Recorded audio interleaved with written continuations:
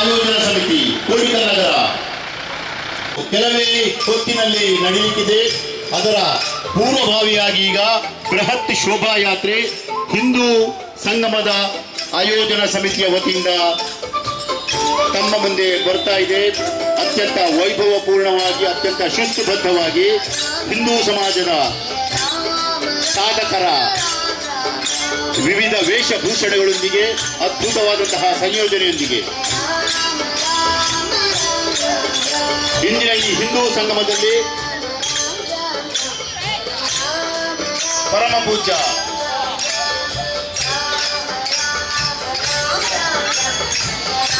ಶ್ರೀ ಮೋಹನದಾಸ ಪರಮಹಂಸ ಸ್ವಾಮೀಜಿ ಶ್ರೀಧಾಮ ಮಾಡಿದ ಇದರ ಸ್ವಾಮೀಜಿಯವರು ಆಶೀರ್ವಚನ ನೀಡಲಿದ್ದಾರೆ. ಅದೇ ರೀತಿ ದಿಕ್ಸೂಚಿ ಭಾಷಣವನ್ನು ಮಾಡಲಿಕ್ಕಿದ್ದಾರೆ. ಅಖಿಲ ಭಾರತ ವಿದ್ಯಾರ್ಥಿ ಪರಿಷತ್ತಿನ ಕಾರ್ಯವಾಹಕರಾದಂತಹ ಶ್ರೀಯುತ ಕೇಶವ ಬಂಗೇರವರು ಅಧ್ಯಕ್ಷತೆಯನ್ನ ಶ್ರೀ ಕುರು ಅಂಬಾ ರಾಜರಾಜೇಶ್ವರಿ ದೇವಸ್ಥಾನದ ಆಡಳಿತ ಟ್ರಸ್ಟಿಯಾಗಿರುವಂತಹ ಶ್ರೀಯುತ ಮಹಾಬಲ ಚೌಟ ಅವರು ಇಂದಿನ ಸಮಾರಂಭದ ಅಧ್ಯಕ್ಷತೆಯನ್ನು ವಹಿಸಲಿದ್ದಾರೆ. ಆತ್ಮೀಯ ಬಂಧುಗಳೇ, ಇಲ್ಲಿ ನನ್ನ ಕೆಲವೇ ಪುರುಷರು ಉರುವಸ್ಟೋರ್ ಮೈದಾನದಲ್ಲಿ ಹಿಂದೂ ಸಂಗಮ, ಬೃಹತ್ ಹಿಂದೂ ಸಂಗಮ ನಡೆಸಲು ಶ್ರೀ ಗುರುಗೋವಿಂದ ವಸತಿ ಹಿಂದೂ ಸಂಗಮ ಆಯೋಜನಾ ಸಮಿತಿ ಕೋಡಿಕಲ್ ನಗರ ದೇವೇ ಪಶ್ಚಿಮ 25ನೇ ವಾರ್ಡ್ದ ವಸತಿ ಮೆಚ್ಚಿನ ಮಂದಿ ಅದ್ಭುತವಾದ ಅಪೂರ್ವವಾದ ಕಾರ್ಯಕ್ರಮ ಹಿಂದೂ ಸಂಗಮ ಗುರುಗೋವಿಂದ ವಸತಿ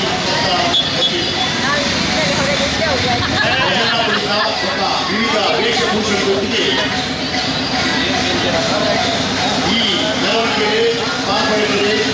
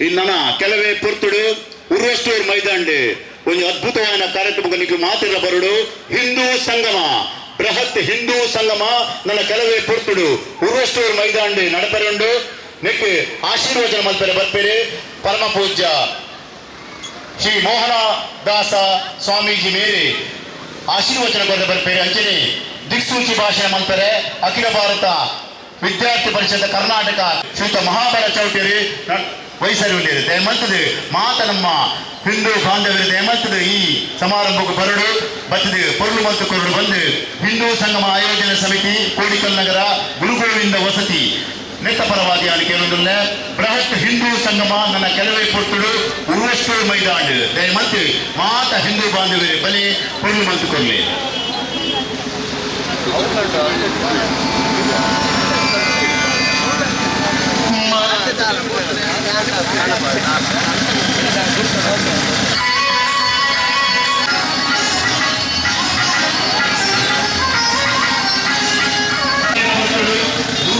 ಮೈದಾನ ಬೃಹತ್ ಹಿಂದಿನ ಒಂದು ಸಮಾರಂಭ ಕಾರ್ಯಕ್ರಮ ನಡೆಸಲು ಹಿಂದೂ ಸಂಗಮ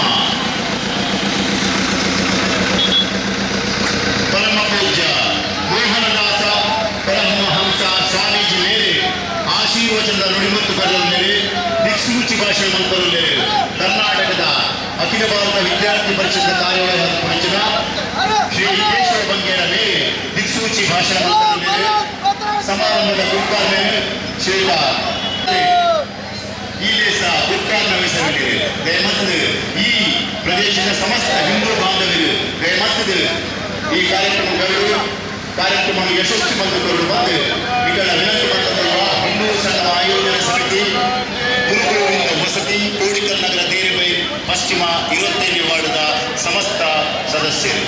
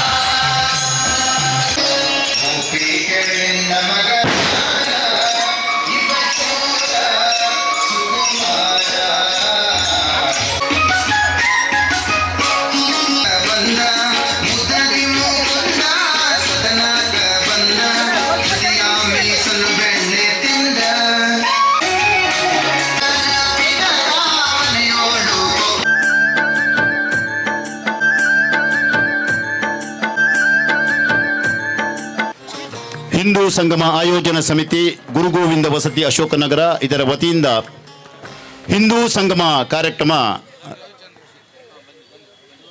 ಈ ಕಾರ್ಯಕ್ರಮಕ್ಕೆ ತಾವೆಲ್ಲ ಸೇರಿದ್ದೀರಿ. ತಮಗೆಲ್ಲರಿಗೂ ಕೂಡ ಆತ್ಮೀಯ ಸ್ವಾಗತವನ್ನು ಕೋರುತ್ತಾ, ಪರಮ ಪೂಜ್ಯ ಸ್ವಾಮೀಜಿಯವರು ಇನ್ನು ಕೆಲವು ಕ್ಷಣಗಳಲ್ಲಿ ಇಲ್ಲಿಗೆ ಬರ್ತಾ ಇದ್ದಾರೆ. ಅದಕ್ಕೆ ಮುಂಚೆ ನಾವೆಲ್ಲ ಕಾರ್ಯಕ್ರಮಕ್ಕೆ ಅಣಿಯಾಗೋಣ. ವಾಹಕರು, ವಿಭಾಗ ಕಾರ್ಯವಾಹಕರು ಅವರನ್ನು ಅತ್ಯಂತ ಆತ್ಮೀಯವಾಗಿ ನಾನು ವೇದಿಕೆಗೆ ಸ್ವಾಗತಿಸಿದ್ದೇನೆ. ಅದೇ ರೀತಿ ಇಂದಿನ ಸಮಾರಂಭದ ಅಧ್ಯಕ್ಷತೆಯನ್ನು ವಹಿಸಲಿಕ್ಕಿದ್ದಾರೆ ಮಂಗಳೂರಿನ ಕೋಡಿಕಲ್ನ ಕುರುವಂಬ ರಾಜರಾಜೇಶ್ವರಿ ದೇವಸ್ಥಾನದ ಆಡಳಿತ ಮುಕ್ತಸ್ಥರಾಗಿರುವಂಥ ಶ್ರೀಯುತ ಮಹಾಬಲ ಚೌಟ ಅವರು ಅಧ್ಯಕ್ಷತೆಯನ್ನು ವಹಿಸಲಿಕ್ಕಿದ್ದಾರೆ. ಅದೇ ರೀತಿ ಅತಿಥಿಗಳಾಗಿ Shrimati Jahnavi Ramesh Shetty, Rotarian KM Hegde, assistant governor rotary club central, Shriyuta Sadashiva Shetty, ಶ್ರೀಯುತ ಸಂತೋಷ್ ಆಚಾರ್, ಶ್ರೀಯುತ ರವಿಚಂದ್ರ ಶೆಟ್ಟಿ ವಿಶ್ವ ಹಿಂದೂ ಪರಿಷತ್ ಮಣ್ಣಗುಡ್ಡೆ ಪ್ರಖಂಡದ ಅಧ್ಯಕ್ಷರು, ಅದೇ ರೀತಿ ಶ್ರೀಯುತ ಗಿರಿಧರ್ ಶೆಟ್ಟಿ ಉದ್ಯಮಿ, ಅವರು ದಯವಿಟ್ಟು ವೇದಿಕೆಗೆ ಬರಬೇಕು. ಯೋಜನಾ ಸಮಿತಿಯ ಎಲ್ಲ ಪದಾಧಿಕಾರಿಗಳು ಅತಿಥಿ ಗಣ್ಯರನ್ನ ವೇದಿಕೆಗೆ ಬರಮಾಡಿಕೊಳ್ಬೇಕು ಅಂತ ಅವರಲ್ಲಿ ಭಿನ್ನವಿಸಿಕೊಳ್ತಿದ್ದೇನೆ.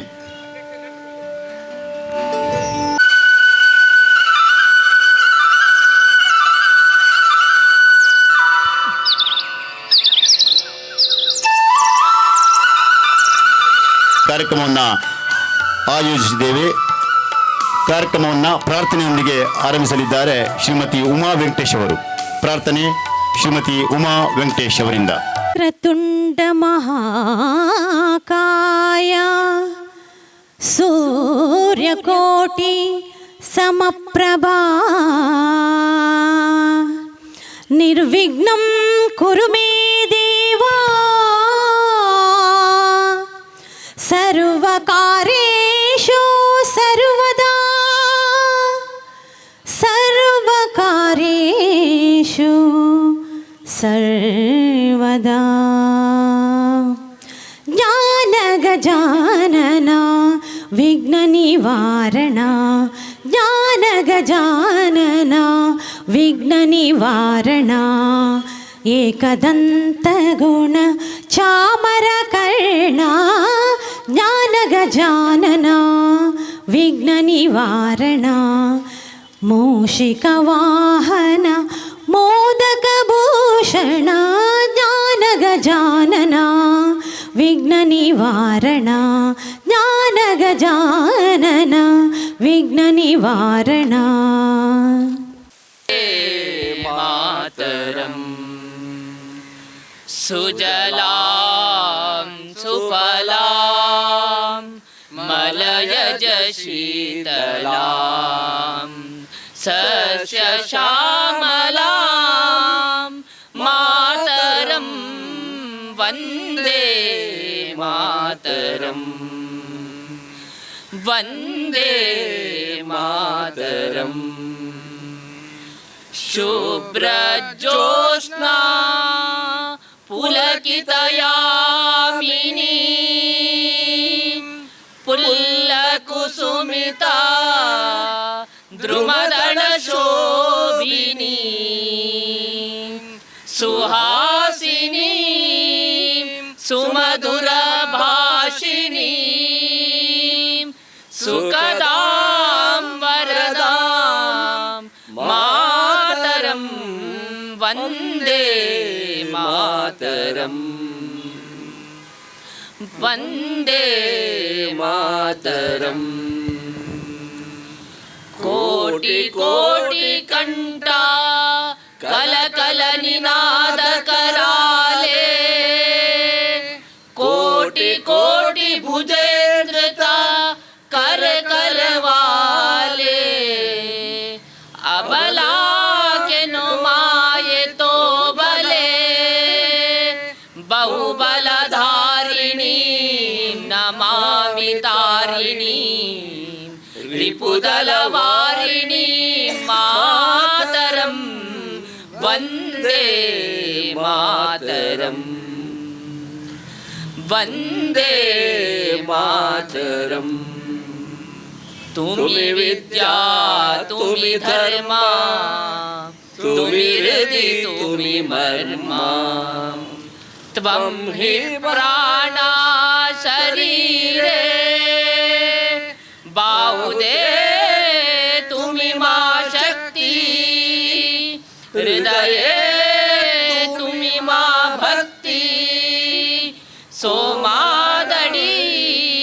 प्रतिमा गढ़ी मंदिरे मंदिरे वंदे मातरम वंदे मातरम त्वं हि दुर्गा दश प्रहरणधारिणी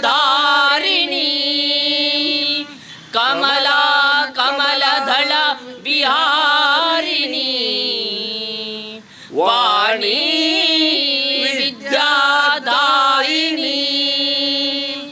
नमामि त्वां नमामि कमलाम् अमलाम् अतुलां सुबलां सुफलां मातरं वन्दे मातरं वन्दे मातरं श्यामलां सरलां सुष्मितां भूषितां धरणीं भरणीं मातरं वन्दे मातरं वन्दे मातरं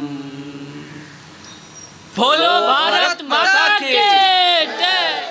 ಧನ್ಯವಾದಗಳನ್ನು ಸಲ್ಲಿಸುತ್ತಾ ಈ ಅದ್ಭುತ ಹಾಡಿಗೆ ಈಗ 150ನೇ ವರ್ಷಾಚರಣೆ. ನಾವೆಲ್ಲ ಆ ಸಂಭ್ರಮದಲ್ಲಿ ಪಾಲ್ಗೊಂಡಿದ್ದೇವೆ.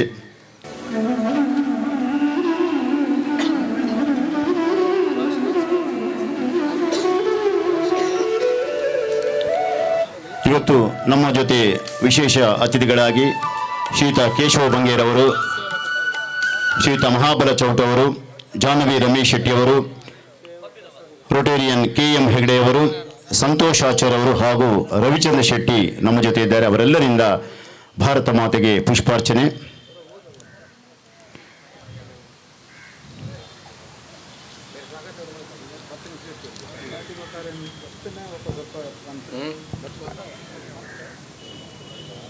ವೇದಿಕೆಯಲ್ಲಿ ಉಪಸ್ಥಿತರಿರುವ ಎಲ್ಲ ಗಣ್ಯರನ್ನ, ಅತಿಥಿಗಳನ್ನ ಮತ್ತೆ ಸೇರಿರುವ ತಮ್ಮೆಲ್ಲರನ್ನ ಅತ್ಯಂತ ಆತ್ಮೀಯವಾಗಿ ಈಗ ಸ್ವಾಗತಿಸಲಿದ್ದಾರೆ ಉರ್ವ ಸ್ಟೋರ್ನ ಶಾರದಾ ಪೂಜಾ ಸಮಿತಿಯ ಸಂಚಾಲಕರಾಗಿರುವಂತಹ ಶ್ರೀಯುತ ಉದಯ್ ಕುಮಾರ್ ಇವರು. ಆತ್ಮೀಯರೇ, ಗೌರವಾನ್ವಿತ ಅತಿಥಿಗಳೇ, ಹಿಂದೂ ಸಂಗಮ ಆಯೋಜನಾ ಸಮಿತಿ ಕೋಡಿಕಲ್ ನಗರ ಗುರು ಗೋವಿಂದ ವಸತಿ ಇವರ ವತಿಯಿಂದ ಆಯೋಜಿಸಲಾದ ಈ ಮಹತ್ವದ ಹಿಂದೂ ಸಂಗಮ ಕಾರ್ಯಕ್ರಮದ ಸಭಾ ಕಾರ್ಯಕ್ರಮದಲ್ಲಿ ನಮ್ಮನ್ನು ಆಶೀರ್ವಚನ ನೀಡಲಿರುವ ಪರಮ ಪೂಜ್ಯ ಶ್ರೀ ಶ್ರೀ ಮೋಹನ್ ದಾಸ್ ಪರಮಹಂಸ ಸ್ವಾಮೀಜಿ ಶ್ರೀಧಾಮ ಮಾಣಿಲ ಇವರು ಇನ್ನು ಕೆಲವೇ ಕ್ಷಣಗಳಲ್ಲಿ ಬರಲಿರುವರು.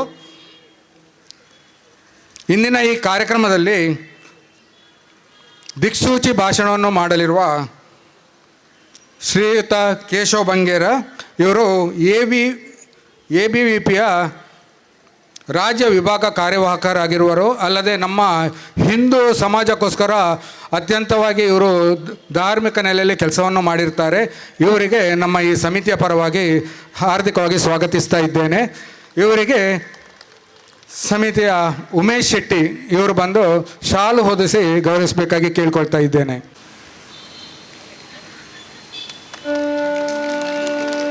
ಧನ್ಯವಾದಗಳು ಉಮೇಶ್ ಶೆಟ್ಟಿ ಅವರಿಗೆ.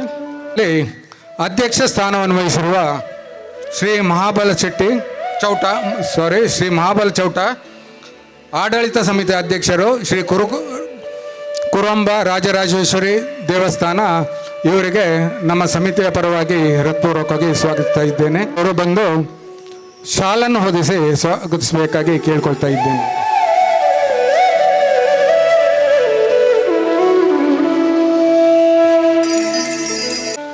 ಈ ಕಾರ್ಯಕ್ರಮದಲ್ಲಿ ಅತಿಥಿಯಾಗಿ ಆಗಮಿಸಿರುವ ಶ್ರೀಮತಿ ಜಾಹ್ನವಿ ರಮೇಶ್ ಶೆಟ್ಟಿ ಅಕ್ಕನವರಿದ್ದಾರೆ. ಇವರಿಗೆ ಜಯಲಕ್ಷ್ಮಿ ಶೆಟ್ಟಿ ಅಕ್ಕವನ್ನು ಬಂದು ಶಾಲನ್ನು ಹೊದಿಸಿ ಸನ್ಮಾನಿಸಬೇಕಾಗಿ ಕೇಳ್ಕೊಳ್ತಾ ಇದ್ದು. DIC ಅಲ್ಲಿ ರಿಟೈರ್ಡ್ ಮ್ಯಾನೇಜರ್ ಆಗಿರ್ತಾರೆ. ಅಲ್ಲದೆ ಇವರು ಶ್ರೀ ಕುರುಂಬ ರಾಜರಾಜೇಶ್ವರಿ ಟೆಂಪಲ್ನ ಟ್ರಸ್ಟಿಗಳು ಆಗಿರ್ತಾರೆ. ಇವರು ಅನೇಕ ಸಾಮಾಜಿಕ ಕಾರ್ಯಗಳಲ್ಲಿ ಭಾಗವಹಿಸಿರ್ತಾರೆ. ಇವರಿಗೂ ಸ್ವಾಗತಿಸಬೇಕಾಗಿ ಕೇಳ್ಕೊಳ್ತಾ ಇದ್ದೇನೆ. ಇನ್ನೋರ್ವ ಮುಖ್ಯ ಅತಿಥಿ ಅವರು ರೋಟರಿಯನ್ KM ಹೆಗ್ಡೆ ಇವರು assistant governor rotary club central. ಇವರಿಗೆ ಸಮಿತಿಯ ಪರವಾಗಿ ಲೋಕೇಶ್ ಶೆಟ್ಟಿ ಅವರು ಬಂದು ಶಾಲನ್ನು ಹೊದಿಸಿ ಗೌರವಿಸಬೇಕಾಗಿ ಕೇಳ್ಕೊಳ್ತಾ ಇದ್ದೇನೆ.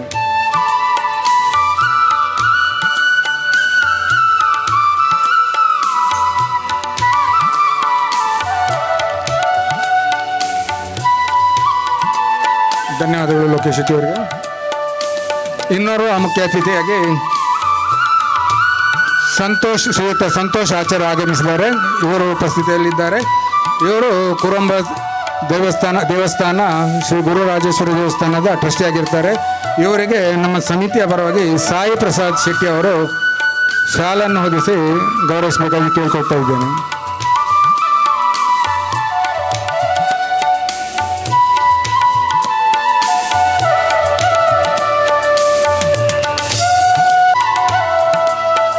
ಇನ್ನೋರ್ವ ಮುಖ್ಯ ಅತಿಥಿಯಾಗಿ ಆಗಿಸಿರುವ ಶ್ರೀಯುತ ರವಿಚಂದ್ರ ಶೆಟ್ಟಿ, ಇವರು ವಿಶ್ವ ಹಿಂದೂ ಪರಿಷತ್ನ ಉರ್ವಖಂಡ ಸಮಿತಿಯ ಅಧ್ಯಕ್ಷರಾಗಿರ್ತಾರೆ. ಇವರಿಗೆ ಸಮಿತಿಯ ಪರವಾಗಿ ಶ್ರೀಯುತ ದೀಕ್ಷಿತ್ ಇವರು ಬಂದು ಶಾಲನ್ನು ಹೊದಿಸಿ ಗೌರವಿಸಬೇಕಾಗಿ ಕೇಳಿಕೊಳ್ತಾ ಇದ್ದೇನೆ.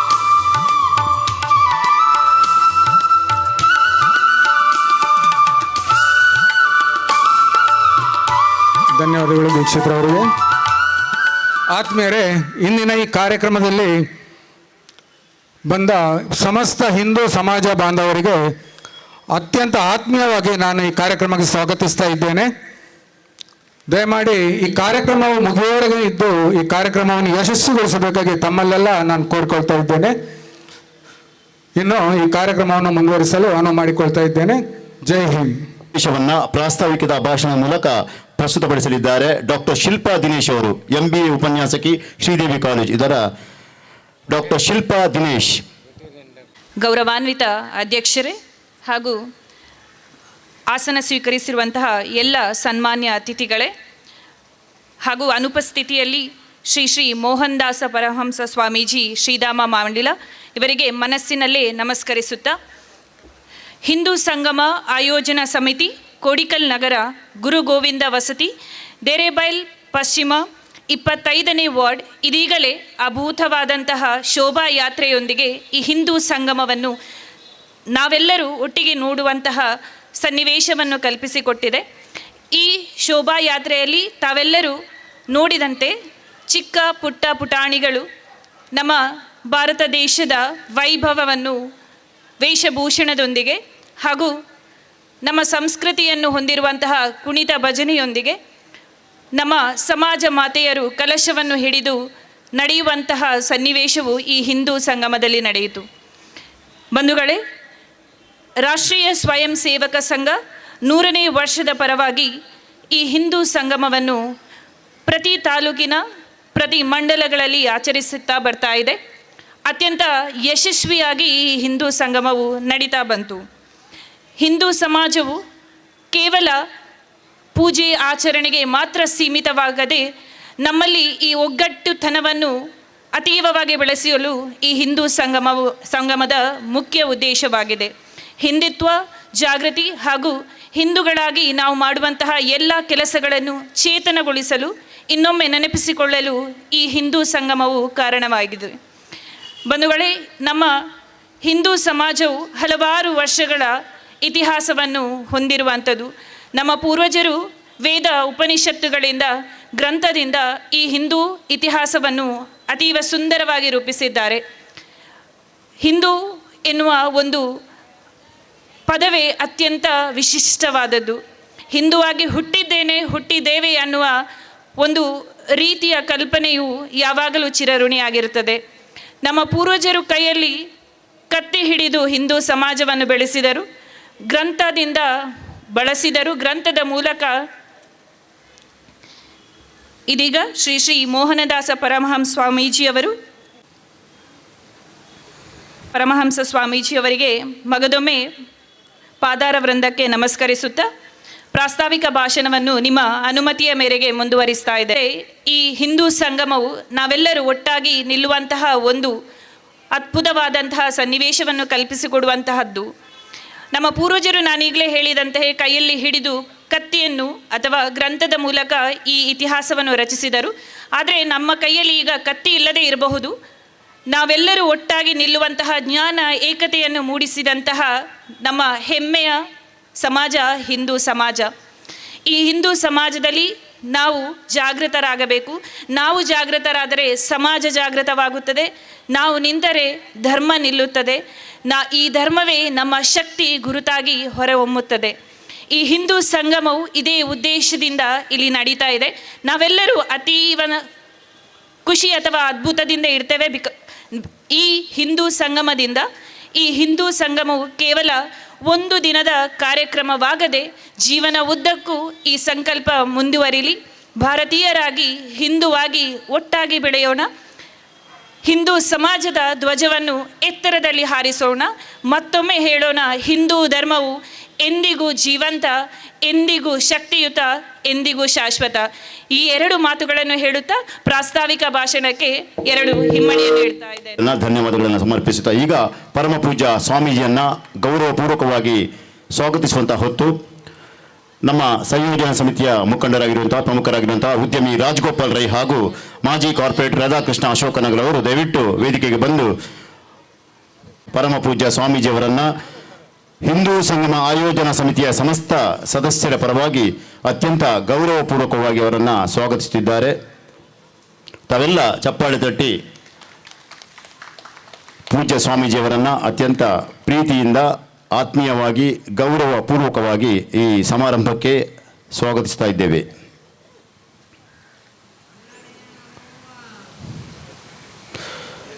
ಎಲ್ಲ ವೇದಿಕೆಯಲ್ಲಿರುವ ಗಣ್ಯರು ಮುಂದಕ್ಕೆ ಬಂದು ದೀಪವನ್ನು ಪ್ರಜ್ವಲಿಸುವ ಮೂಲಕ ಹಿಂದೂ ಸಂಗಮದ ಈ ಕಾರ್ಯಕ್ರಮ ಅತ್ಯಂತ ಯಶಸ್ವಿಯಾಗಲಿ, ಸಮಸ್ತ ಹಿಂದೂಗಳಿಗೆ ಯಶಸ್ಸು ಸಿಗಲಿ, ದೇವರು ಆಯುರಾರೋಗ್ಯ ಐಶ್ವರ್ಯ ಸಕಲ ಸುಖ ಸಂಪತ್ತು ಸಿಗಲಿ ಎನ್ನುವ ಆಶಯದೊಂದಿಗೆ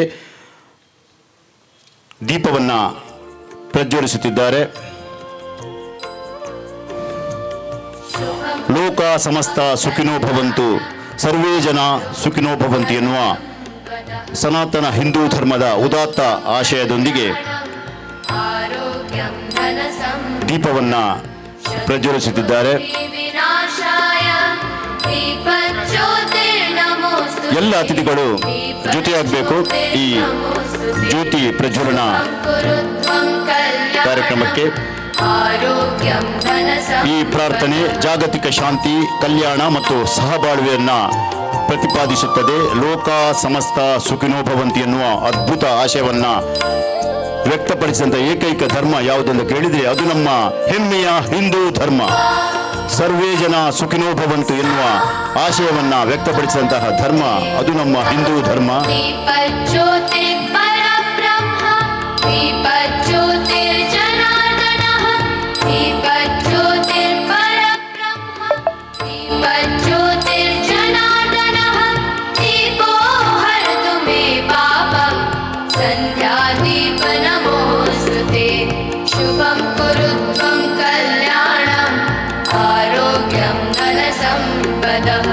शुभं कुरु त्वं कल्याणम् आरोग्यं धनसम्पदः.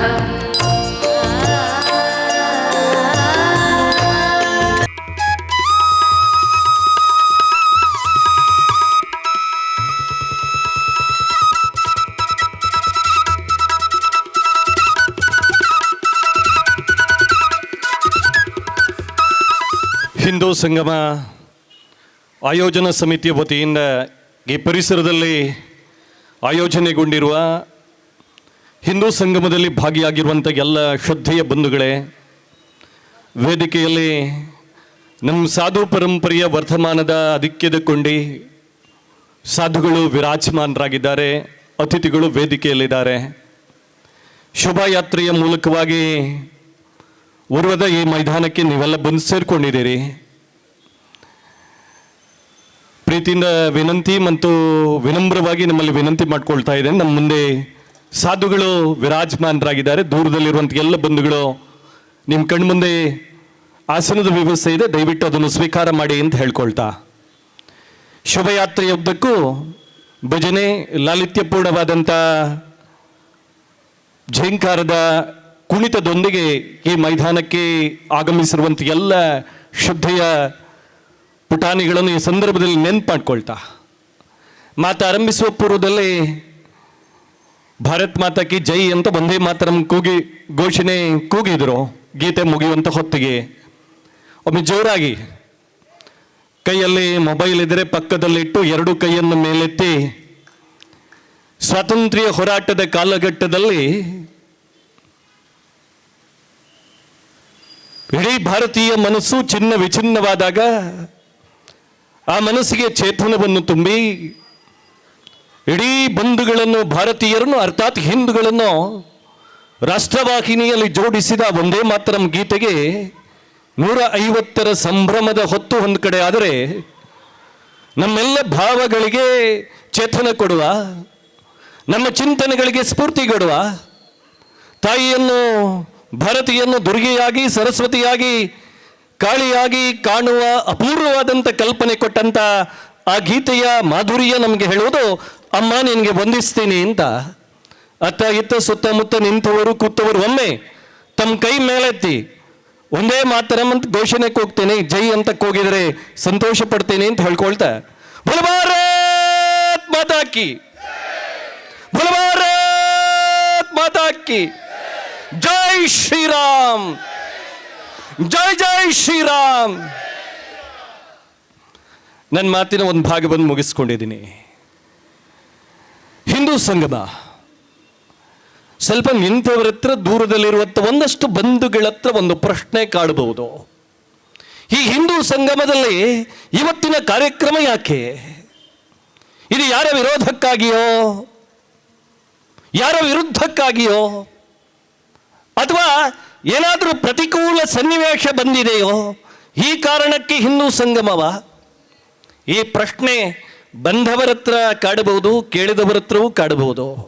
ಬಂಧುಗಳೇ, ಇದು ಯಾರ ವಿರೋಧಕ್ಕಾಗಿಯೂ ಅಲ್ಲ, ಯಾರ ವಿರುದ್ಧವೂ ಅಲ್ಲ, ಯಾವ ಪ್ರತಿಕೂಲ ಸನ್ನಿವೇಶದಲ್ಲೂ ಅಲ್ಲ.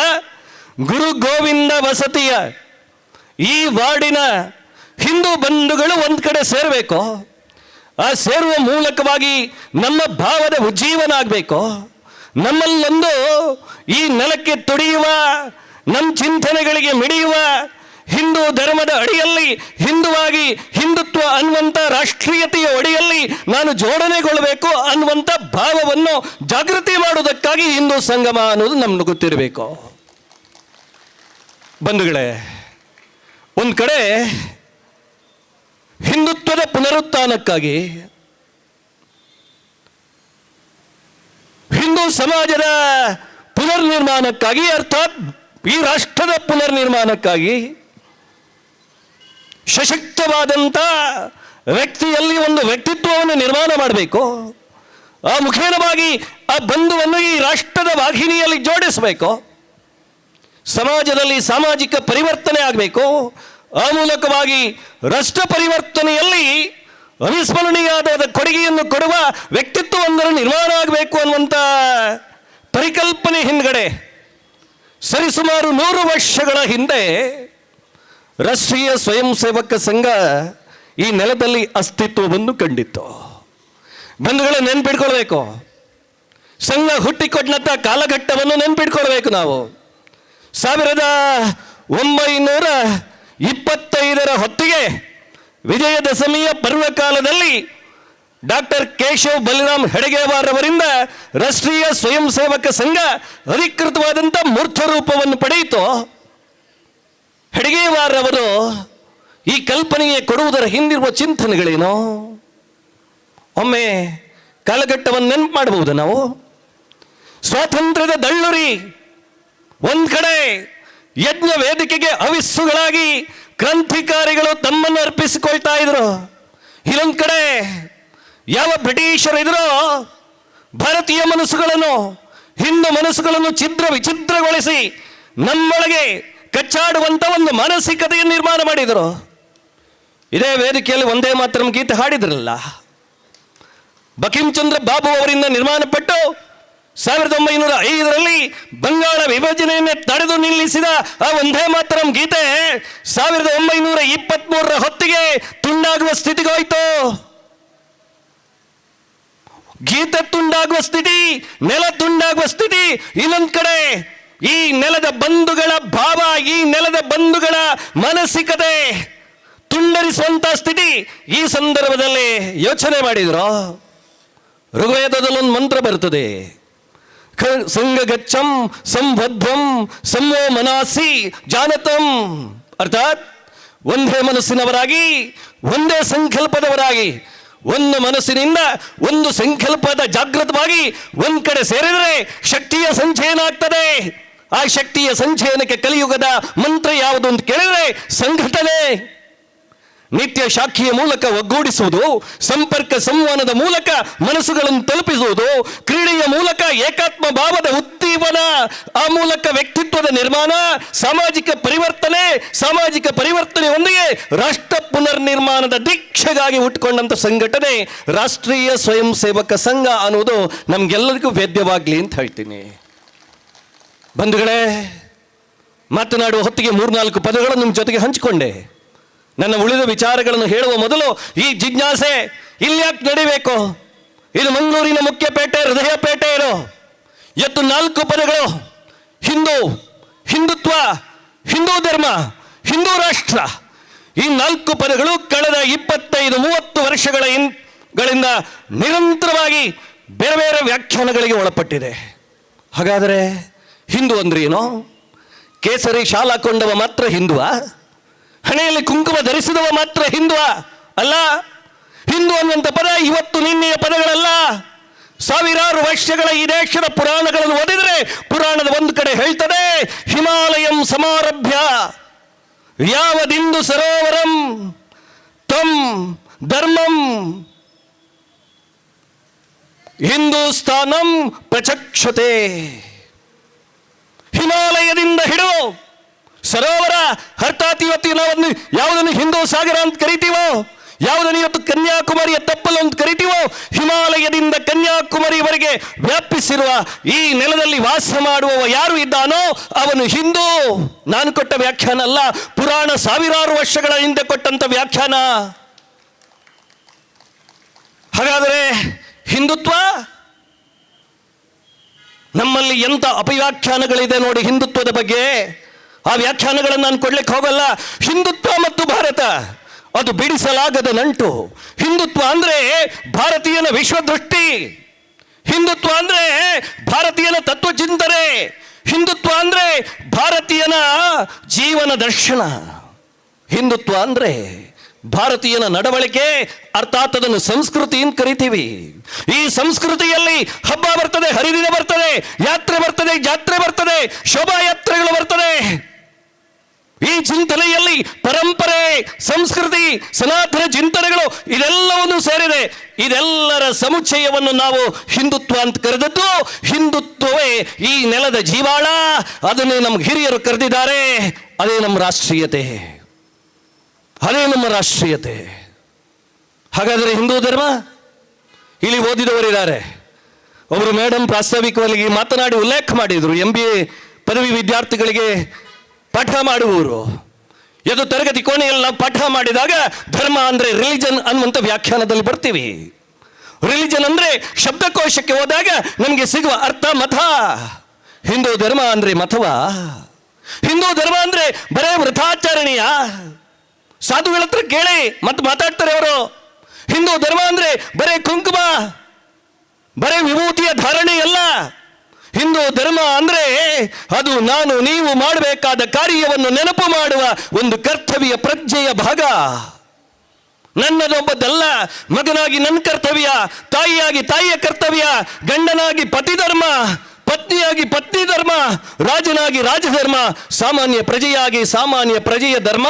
ಅರ್ಥಾತ್ ಕಾರ್ಯ ನಿನ್ನೊಳಗಿನ ಭಾವವನ್ನು ಪುಡಿದೆಬ್ಬಿಸಿ, ನಿನ್ನೊಳಗಿನ ಅಂತಸತ್ವವನ್ನು ಬಡಿದೆಬ್ಬಿಸಿ, ನಿನ್ನ ಕರ್ತವ್ಯ ಪ್ರಜ್ಞೆಯನ್ನು ಬಡಿದೆಬ್ಬಿಸುವ ಒಂದು ಸಮಗ್ರವಾದ ವಿಕಸಿತ ಬದುಕಿನ ಸಮಗ್ರ ಸಂವಿಧಾನವನ್ನೇ ನಾವು ಹಿಂದೂ ಧರ್ಮ ಅಂತ ಕರೆದಿದ್ರಿ, ಹಿಂದೂ ಧರ್ಮ ಅಂತ ಕರೆದಿದ್ದು. ಹಾಗಾದ್ರೆ ಹಿಂದೂ ರಾಷ್ಟ್ರ? ಮತ್ತೆ ಹಿಸ್ಟ್ರಿ ಓದಿದ ವಿದ್ಯಾರ್ಥಿಗಳು ಇದ್ದಿರಾಗಿಲ್ಲ ಗೊತ್ತಿಲ್ಲ. ಪ್ರಪಂಚದ ಬೇರೆ ಬೇರೆ ರಾಷ್ಟ್ರಗಳ ವ್ಯಾಖ್ಯಾನಗಳು ಬಂದಾಗ ಅಲ್ಲೊಂದು ಚೌಕಟ್ಟು, ಬೌಂಡರಿ ಇದೆ. ಭಾರತದಲ್ಲಿ ಹಿಂದೂ ಧರ್ಮದ ಚಿಂತನೆಗೆ ಬಂದಾಗ ರಾಷ್ಟ್ರ ಅಂದ್ರೆ ಬರೀ ಭೌಗೋಳಿಕ ಸ್ಟ್ರಕ್ಚರ್ ಅಲ್ಲ. ಹಿಂದೂ ರಾಷ್ಟ್ರ ಅಂದ್ರೆ ಅದು ಸಾಂಸ್ಕೃತಿಕ ಏಕಸೂತ್ರತೆ. ಈ ನೆಲವನ್ನು ಒಪ್ಪಿಕೊಳ್ಳುವನು, ಈ ನೆಲವನ್ನು ತಾಯಿಯಿಂದ ಆರಾಧಿಸುವವನು, ಸನಾತನವಾಗಿ ಆಯ್ದು ಬಂದ ಎಲ್ಲ ಪರಂಪರೆಯನ್ನು ಒಪ್ಪುತ್ತಲೇ ಈ ರಾಷ್ಟ್ರಕ್ಕಾಗಿ ತುಡಿಯುವ ಮಿಡಿಯುವ ಹೃದಯವುಳ್ಳ ಈ ನೆಲವನ್ನು ನಾವು ಹಿಂದೂ ರಾಷ್ಟ್ರ ಅಂತ ಕರೆದಿದ್ದೀವಿ ರೀ. ಹಾಗಾಗಿ ಸೇರಿರುವಂಥ ಎಲ್ಲ ಹಿಂದೂ ಬಂಧುಗಳ ಹತ್ರ ನನ್ನ ಪ್ರಾಜ್ಞವಾದ ವಿನಂತಿ ಒಂದೇ: ಹಿಂದುತ್ವ, ಹಿಂದೂ ಧರ್ಮ, ಹಿಂದೂ ರಾಷ್ಟ್ರ ಬಂದಾಗ ನನಗೆ ವ್ಯಾಖ್ಯಾನ ಕೊಡುವಂತ ಶಕ್ತಿ ಇರಬೇಕು. ಒಂದ್ ಕಡೆ ಸಂಘದ ಹಿರಿಯರು ಹೇಳ್ತಾರೆ, ಈ ನೆಲದಲ್ಲಿ ಕಟ್ಟ ಕಡೆಯ ಒಬ್ಬ ಹಿಂದೂ ಇರುವವರೆಗೂ ಇದು ಹಿಂದೂ ರಾಷ್ಟ್ರ. ಹೊಸ ರಾಷ್ಟ್ರದ ನಿರ್ಮಾಣ ಅಲ್ಲರಿ, ಈ ನೆಲವನ್ನೇ ನಿಮ್ಮ ಗೆಳೆಯರು, ನಿಮ್ಮ ಬಂಧುಗಳು ಪಾಶ್ಚಿಮಾತ್ಯ ದೇಶದಲ್ಲಿದ್ದಾಗ ಅವನನ್ನು ಶೆಟ್ಟಿ ಬಿಲ್ಲವ ಅಂತ ಕರೆಯಲ್ಲ, ಅವನಿಗೆ ಇಂಡಿಯನ್ ಅಂತ ಹೇಳುವುದಕ್ಕಿಂತ ಹೆಚ್ಚಾಗಿ ಹಿಂದೂಸ್ತಾನಿ ಅಂತ ಕರೀತಾರೆ. ಹಿಂದುತ್ವ ಈ ನೆಲದ ಅಸ್ಮಿತತೆ. ಸ್ವಾತಂತ್ರ್ಯ ಹೋರಾಟದ ಕಾಲಘಟ್ಟಕ್ಕೆ ಹೋಗಿ ಸುಭಾಷ್ ಚಂದ್ರ ಬೋಸ್ ಇಲ್ಲಿ ಅವರ ವೇಷ ಧರಿಸಿದ ಪುಟಾಣಿ ಇದ್ದಾನೆ, ಆ ಕಾರಣಕ್ಕಾಗಿ ನೆನಪಾಡಬೇಕು. ಸುಭಾಷ್ ಚಂದ್ರ ಈ ನೆಲದ ಹಿಂದೂ ಬಂಧುಗಳನ್ನು, ವಿಶೇಷವಾಗಿ ಯುವಕರನ್ನು ಒಗ್ಗೂಡಿಸಲಿಕ್ಕೆ ಹಾಕಿದ ಘೋಷಣೆ ವಾಕ್ಯ ಜೈ ಹಿಂದ್. ಅವರು ಕಟ್ಟಿದ ಸಂಘಟನೆ ಆಜಾದ್ ಹಿಂದ್ ಫೌಜ್, ನೆನಪಾಗ್ಬಹುದಾ? HAL ಎಲ್ಲಿಂದ ಬಂತು? ಇಂಡಿಯನ್ ಏರೋನಾಟಿಕಲ್ ಲಿಮಿಟೆಡ್, ಇಂಡಿಯನ್ ಅಂತಲ್ಲ, Hindustan, HMT, Hindustan Machine Tools. ಈ ಹೆಸರುಗಳು ಎಲ್ಲಿಂದ ಬಂತು? ಹಿಂದೂ ಟೈಮ್ಸ್ ಎಲ್ಲಿಂದ ಬಂತು? ಇದನ್ನು ನಾವು ಅರ್ಥ ಮಾಡಿಕೊಳ್ಬೇಕು. ಆ ಕಾರಣಕ್ಕಾಗಿ ಇದು ಹಿಂದೂ ಸಂಗಮ, ಆ ಕಾರಣಕ್ಕಾಗಿ ಹಿಂದೂ ಸಂಗಮ. ಬಂಧುಗಳೇ, ಇದರ ಮಧ್ಯದಲ್ಲಿ ನಾವು